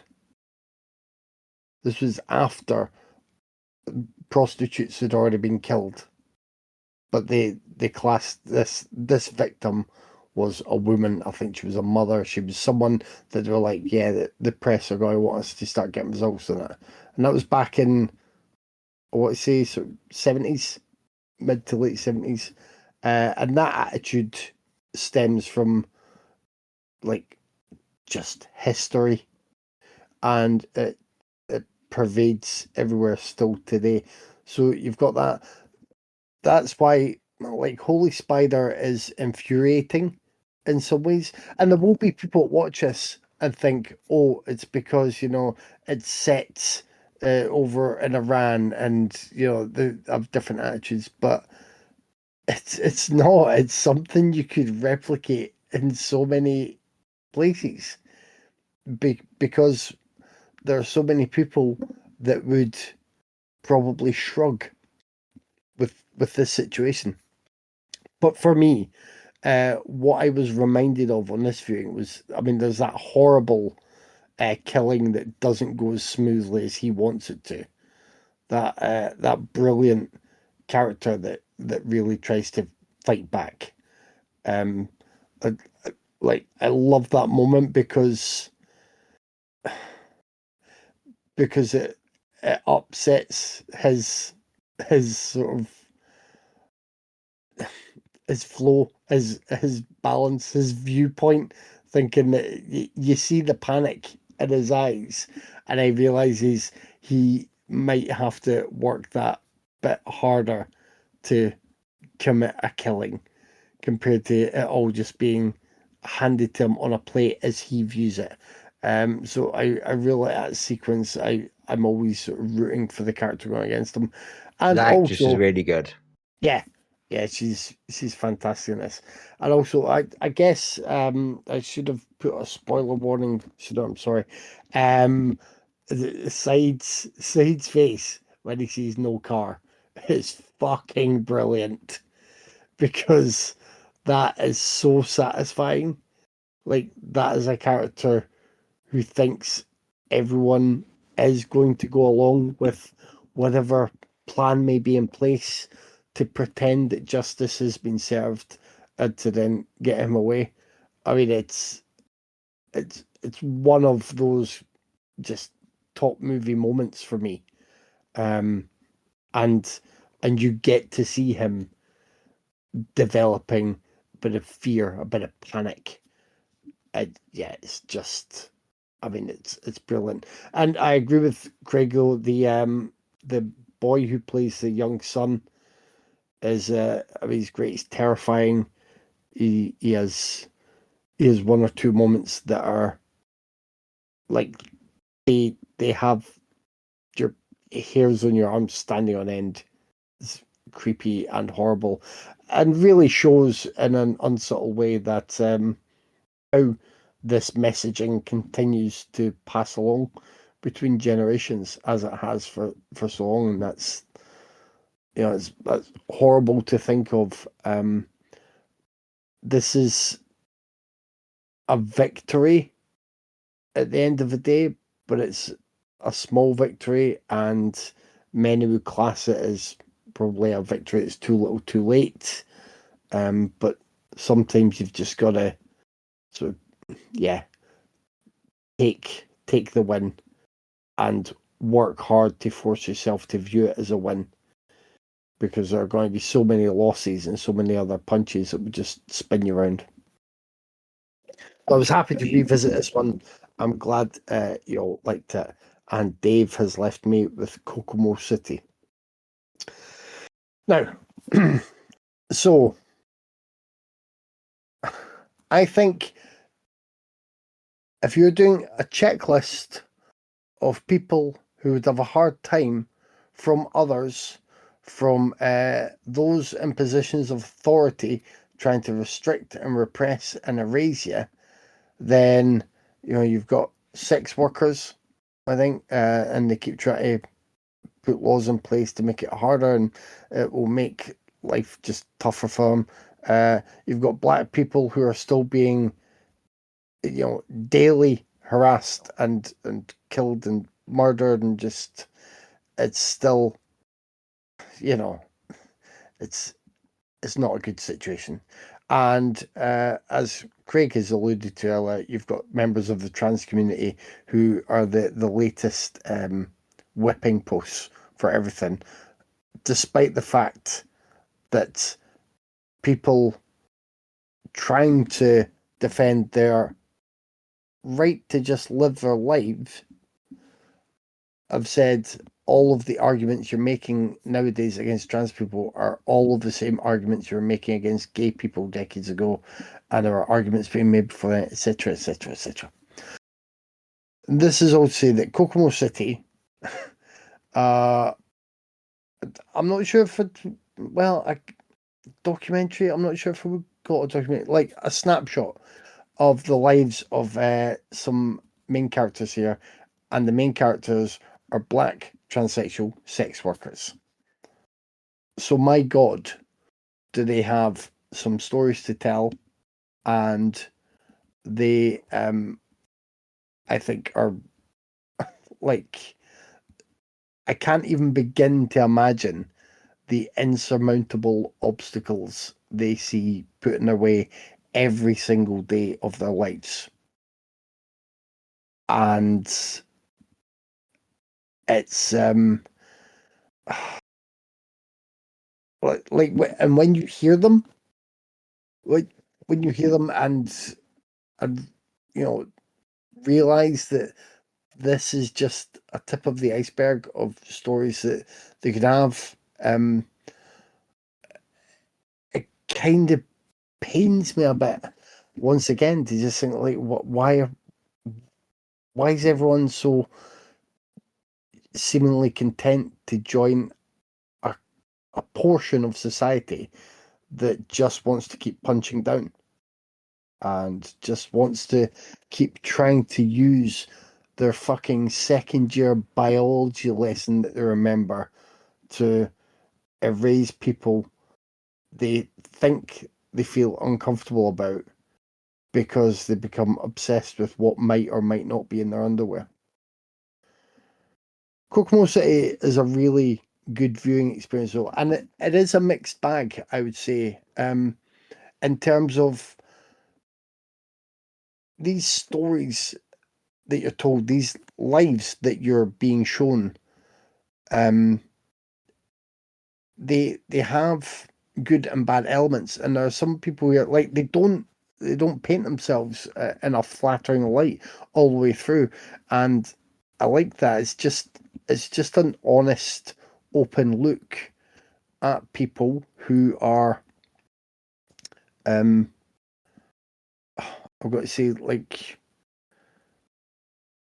uniquely positioned to be, wired to have to survive every single day through their lives, and comment on the shit that's getting rained down on them all the time. But I like that this isn't like for angels that were picked to tell a story, or a film that has a runtime full of nothing but positivity and niceness. I think we've discussed before.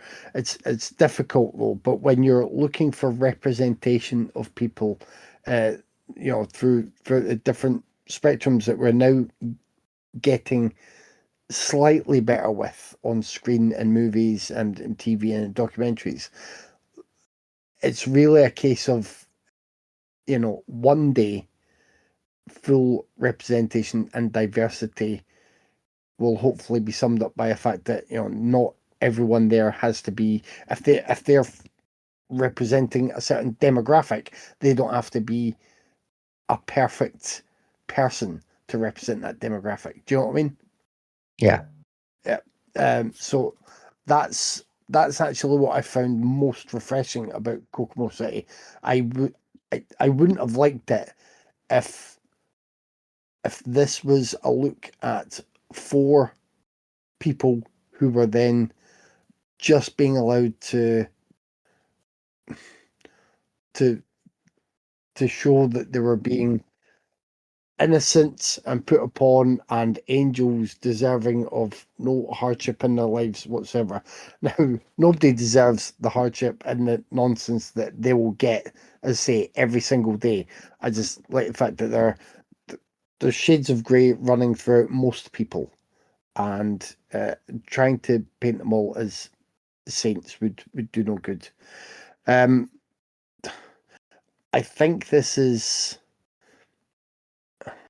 I think this is worthwhile just because of it, being allowed to exist, like the characters in it. I don't think it's going to necessarily change anyone's mind.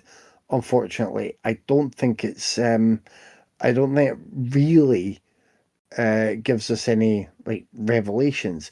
It just allows you to meet people, and that might be enough. It allows you to sort of see someone just like human to human for a while. And if you are sitting there watching this, then you are giving them your time for a little while. And that is more than most people will do. Like I don't know where this would have got much distribution or where it would get around. So I think it is just about that representation and that little point of connection through media that can be there and can be a core to hopefully just keep building around with all of these other stories and connections and friendships and just attempts to remind everyone out there that everyone else out there is, inside just the same as them. They're just wanting to live their life and not be wiped off the planet for doing that. It starts with quite a wild story that was it was quite a fun start. It's I'm glad that Craig brought us to the table, and I'll admit I spent 15-20 minutes thinking, are they ever going to play the Beach Boys song? What is going on? Have I been hoodwinked? There is no Kokomo song used throughout, so you could have warned me about that, Craig. I'd sat through a Looney Apologies. Tunes movie without other Looney Tunes characters. Then I sat through Kokomo City waiting for the Beach Boys to at least pop up. Nothing. I think it's good as well that we can chat about this on a podcast, because you know yourself, when you're trying to talk to other people, if you're trying to convince them that someone should be allowed to just exist, if they are a sex worker, then you get is that, how many sex workers are you going with? Or is that because you've got all your OnlyFans subscriptions? Or is that this, that, and the other? People just want to throw stuff at you. And if it's because someone is transgender, then you'll get that as well. Unless you just get the standard, okay boomer nonsense. So to have a nice civilized conversation with other people who have watched this and who I know have generally appreciated this is that cheered me, because I was like, Craig's brought this and it's given us an opportunity to have part of this conversation again, which like I really appreciate, and I hope if we can do any little bit to remind anyone else out there who might listen to us that there's not everyone is out to get them and just kick them out of fucking society. Not everyone is the same. I'm sure it will feel like that most days to members of the trans community, but it's not the case. So I really liked watching this for that knowledge, Craig. So thank you. Of course. Yeah, it's a good one. I don't know why you doubt it as a documentary. It you know, it's a nonfiction document of reality to educate and maintain a historical record of these subjects. All right, Mister Books, I'm don't just come at saying. me with I'm your. just saying. It is like the No, I know. definition, Yeah, book dude. Yeah, learning. Okay. it felt slightly atypical in terms of just like no, I guess I'm like there wasn't any other arc, for example, but that's not necessarily something you need in a documentary. But I've got used to certain structures with other documentaries. I get your point. Um. Yeah, it's excellent, and all 5 of them are they open up incredibly. One of them is Daniela Carter, who um has done TED Talks over the years, and is in I'm I the T Word, another documentary that was produced by Laverne Cox.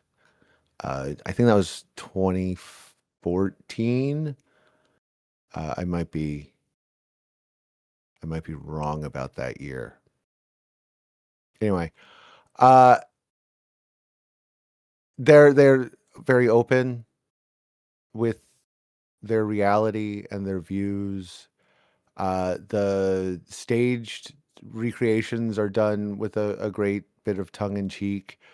A lot of the music choices are very they're very pointed and winky. Um, Hey it's man, you know I'm trying to be mature every week whenever you say the word winky. Stop it. I I, can't do it. I'm I'm sorry you guys have like if it winks at something, I don't know what else to call it, Kevin. I have a See, very limited vocabulary, Kevin. you call it a Okay? winky. You It's call it a it's winky Especially, because it it's winks. not my fault you guys have terrible it's terrible true. other I'm words ashamed to for be British that penis. winky is a rude word. Winky is What is just wrong with us? bad. I mean, yet Banana Man was fine to show to children. I mean, that guy's covered in phalluses. But whatever, that's totally off subject. You've totally derailed me. Anyway, Sorry. so it's about these 5 women who get their fully unfiltered selves on. Um, I don't think any of them hold back at all, and it's rare, especially for a documentary. Uh, Out of the ones I've seen about the trans community to be this open about it. Usually those documentaries focus on the people around them. Again, in the ones I've seen, so I could be, way off base on that. Um almost all of the interviews are even the 2 guys in the car, they're just very open. They're very honest. I do think we spend a little bit too much time with Low, but besides that, like it's pretty great. It's directed by D. Smith, and D. Smith was I suppose she still is a singer songwriter and was on the reality show Love and Hip Hop back in I don't know 2016 I think. They wrote songs with Stacey Barth and produced a couple songs on Lil Wayne's The Carter 3. And it's worked with like a long list of who's who and until she came out and then essentially became homeless. And that's where this came from.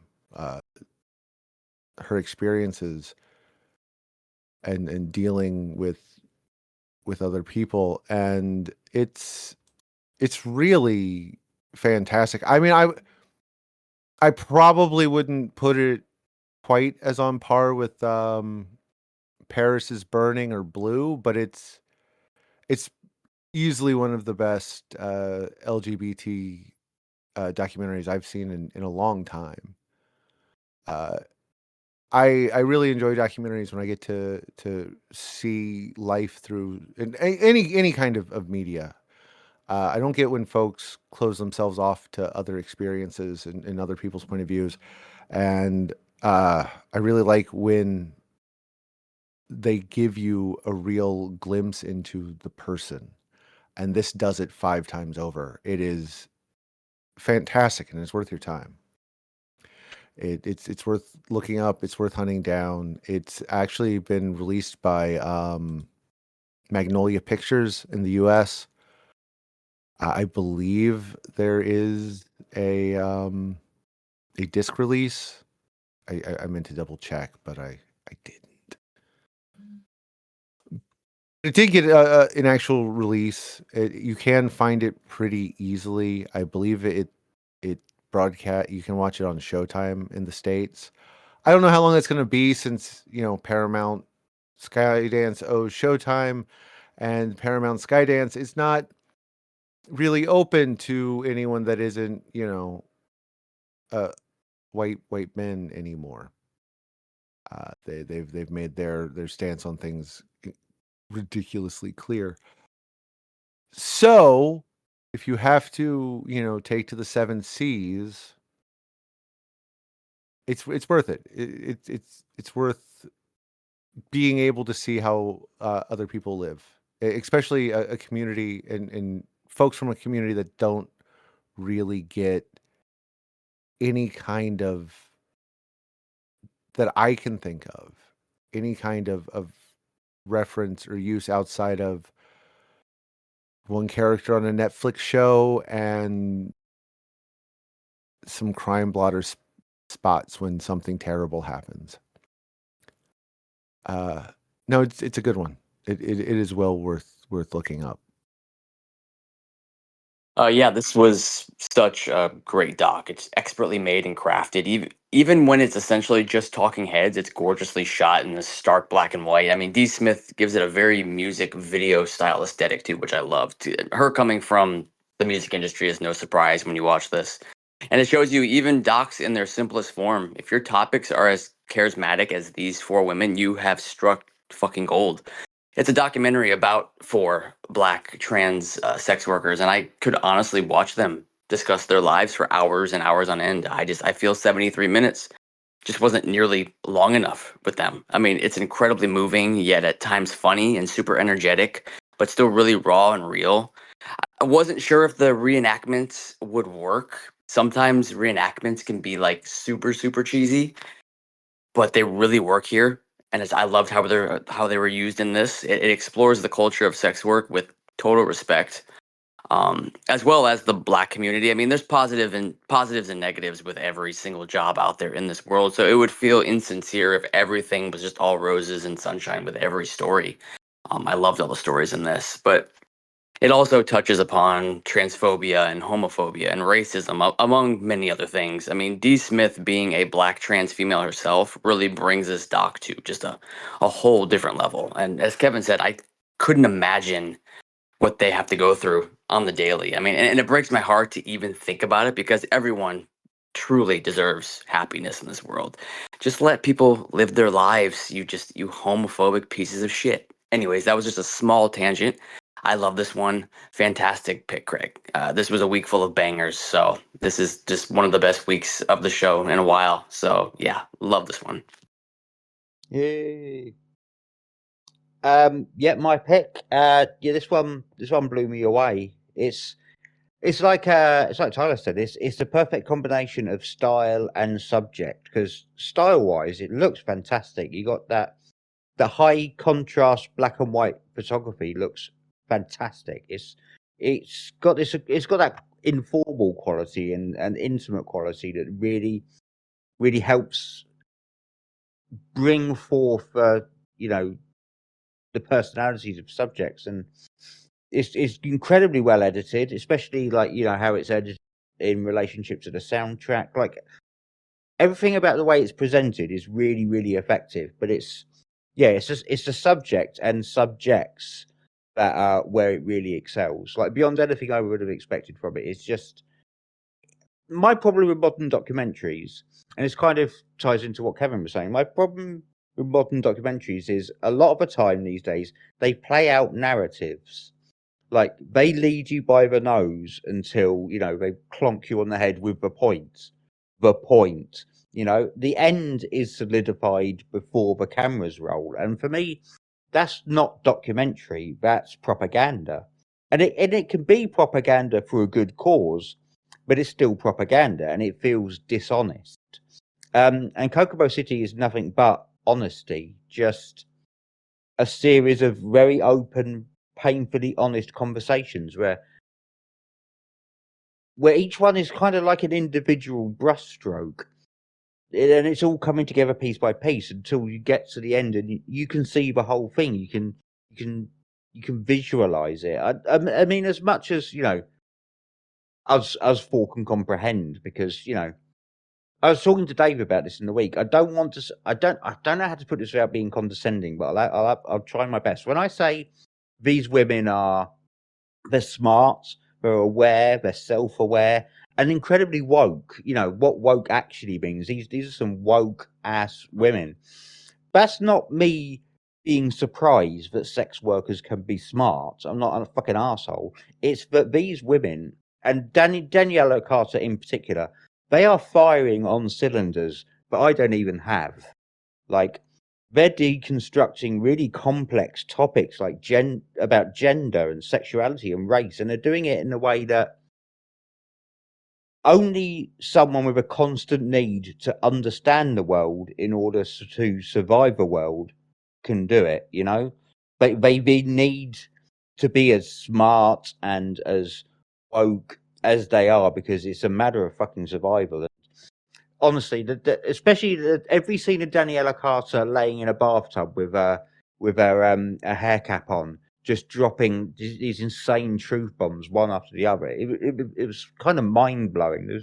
There were parts of it were just beyond me, but it was just absolutely fascinating to listen to her. It's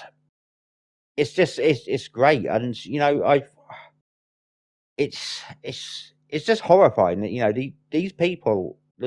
Black transsexual women are the most at-risk demographic in the whole Western world. I believe they're the most likely to fall to experience violence, and that's why one of them calls it survival work at one point. It's fucking harsh, but there's a lot of joy and a lot of love in this documentary, and it's just a very special film. I think it's a very honest document that it's only asking for honesty in return.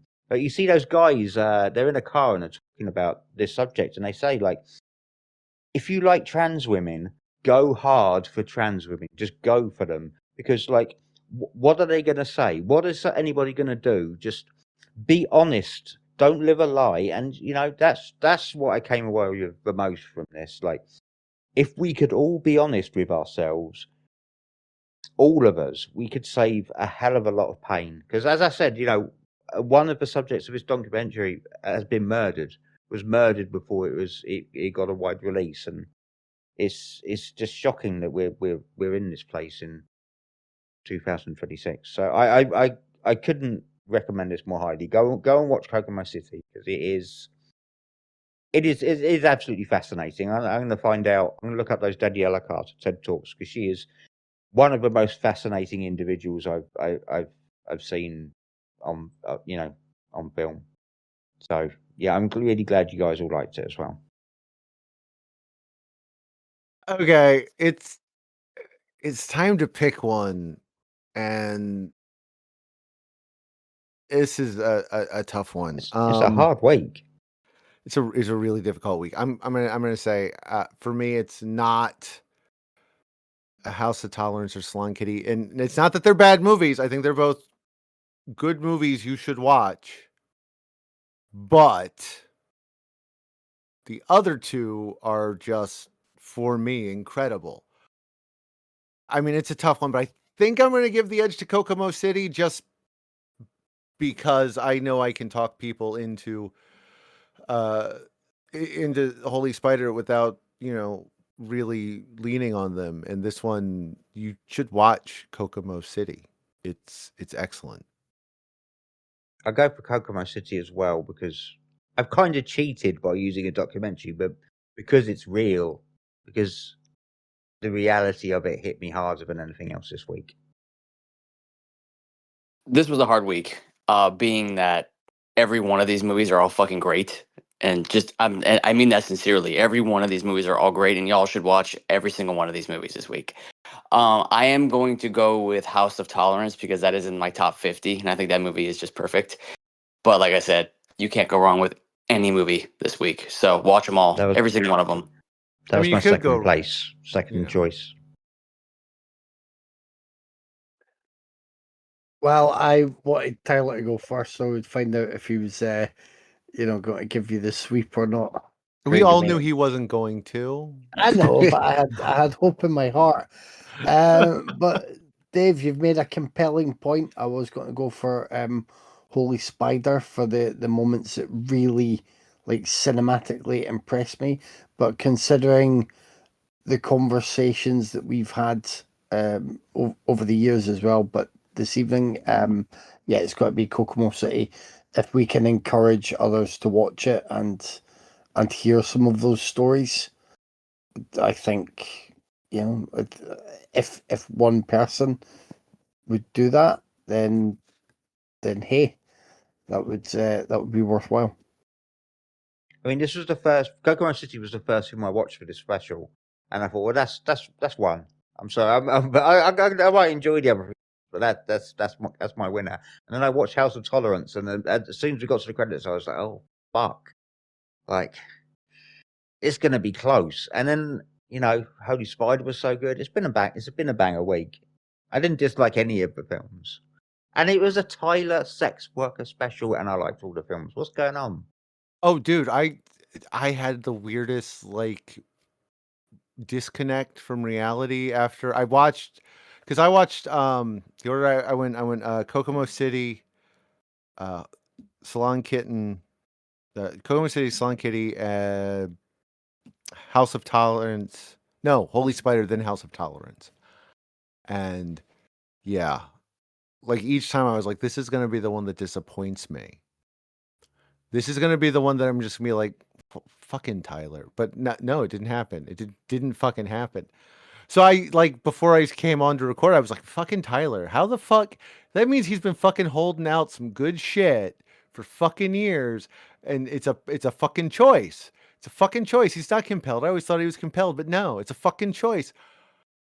Next week, it's a normal week, and it's me and Kevin picking. Kevin, what do you got for us? Well, inspired by you enjoying your favorite film of last year, making us watch and talk about Dust Bunny, I'm going to do the same. Cards on the table. This was my favorite film of last year. I'd like to share that with the people I love and enjoy talking about film with. So it is 2025's I Swear. I know it's due out in America in a month or two. I'll put my copy in the Dropbox and sort it out. Well, because I don't think I'm gonna, because he loves to fucking undercut me. I'm going. My pick is based on how much I offended Craig and Kevin for calling Anton Yelchin second Chekhov. By going with the movie that has first Chekhov, 1996's Cynthia Rothrock vehicle, Sworn to Justice. Oh, Nice. Yeah, I thought it was a heavy week, and I was like, yeah, they're all good, but they're all fucking heavy. Let's get something kind of goofy and fun. yeah, that could be the second best Cynthia Rothrock film we've done on the show after It could be. Santa Summerhouse. I will also say, Dave, and obviously opinions and viewpoints can vary, but I swear is my way of making up for making you watch Rain Man as well, because I hope you'll view this as a good representation of something that is then discussed and made more widely available in terms of knowledge to the public. I do have I have some friends with Tourette's. I might ask them to watch it with me and let them eviscerate it for me, just to feel the warm fuzzies. No, I'm kidding. What I really wanted to say was, hey, Tyler, Yols. let's celebrate your special by giving them the business.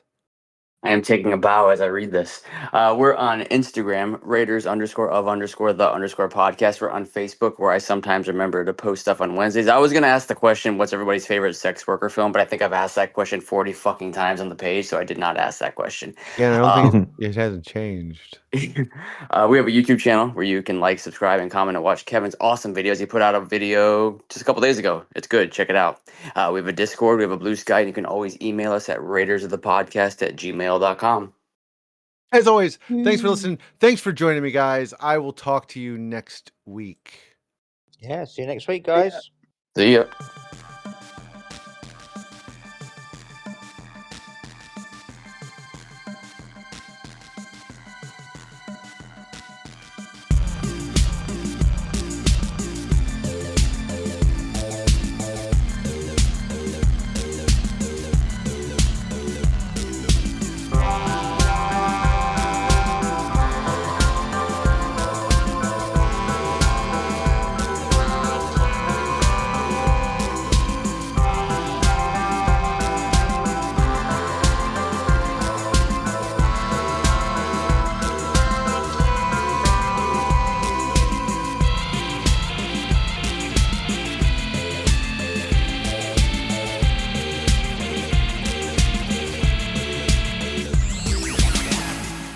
What the hell was that?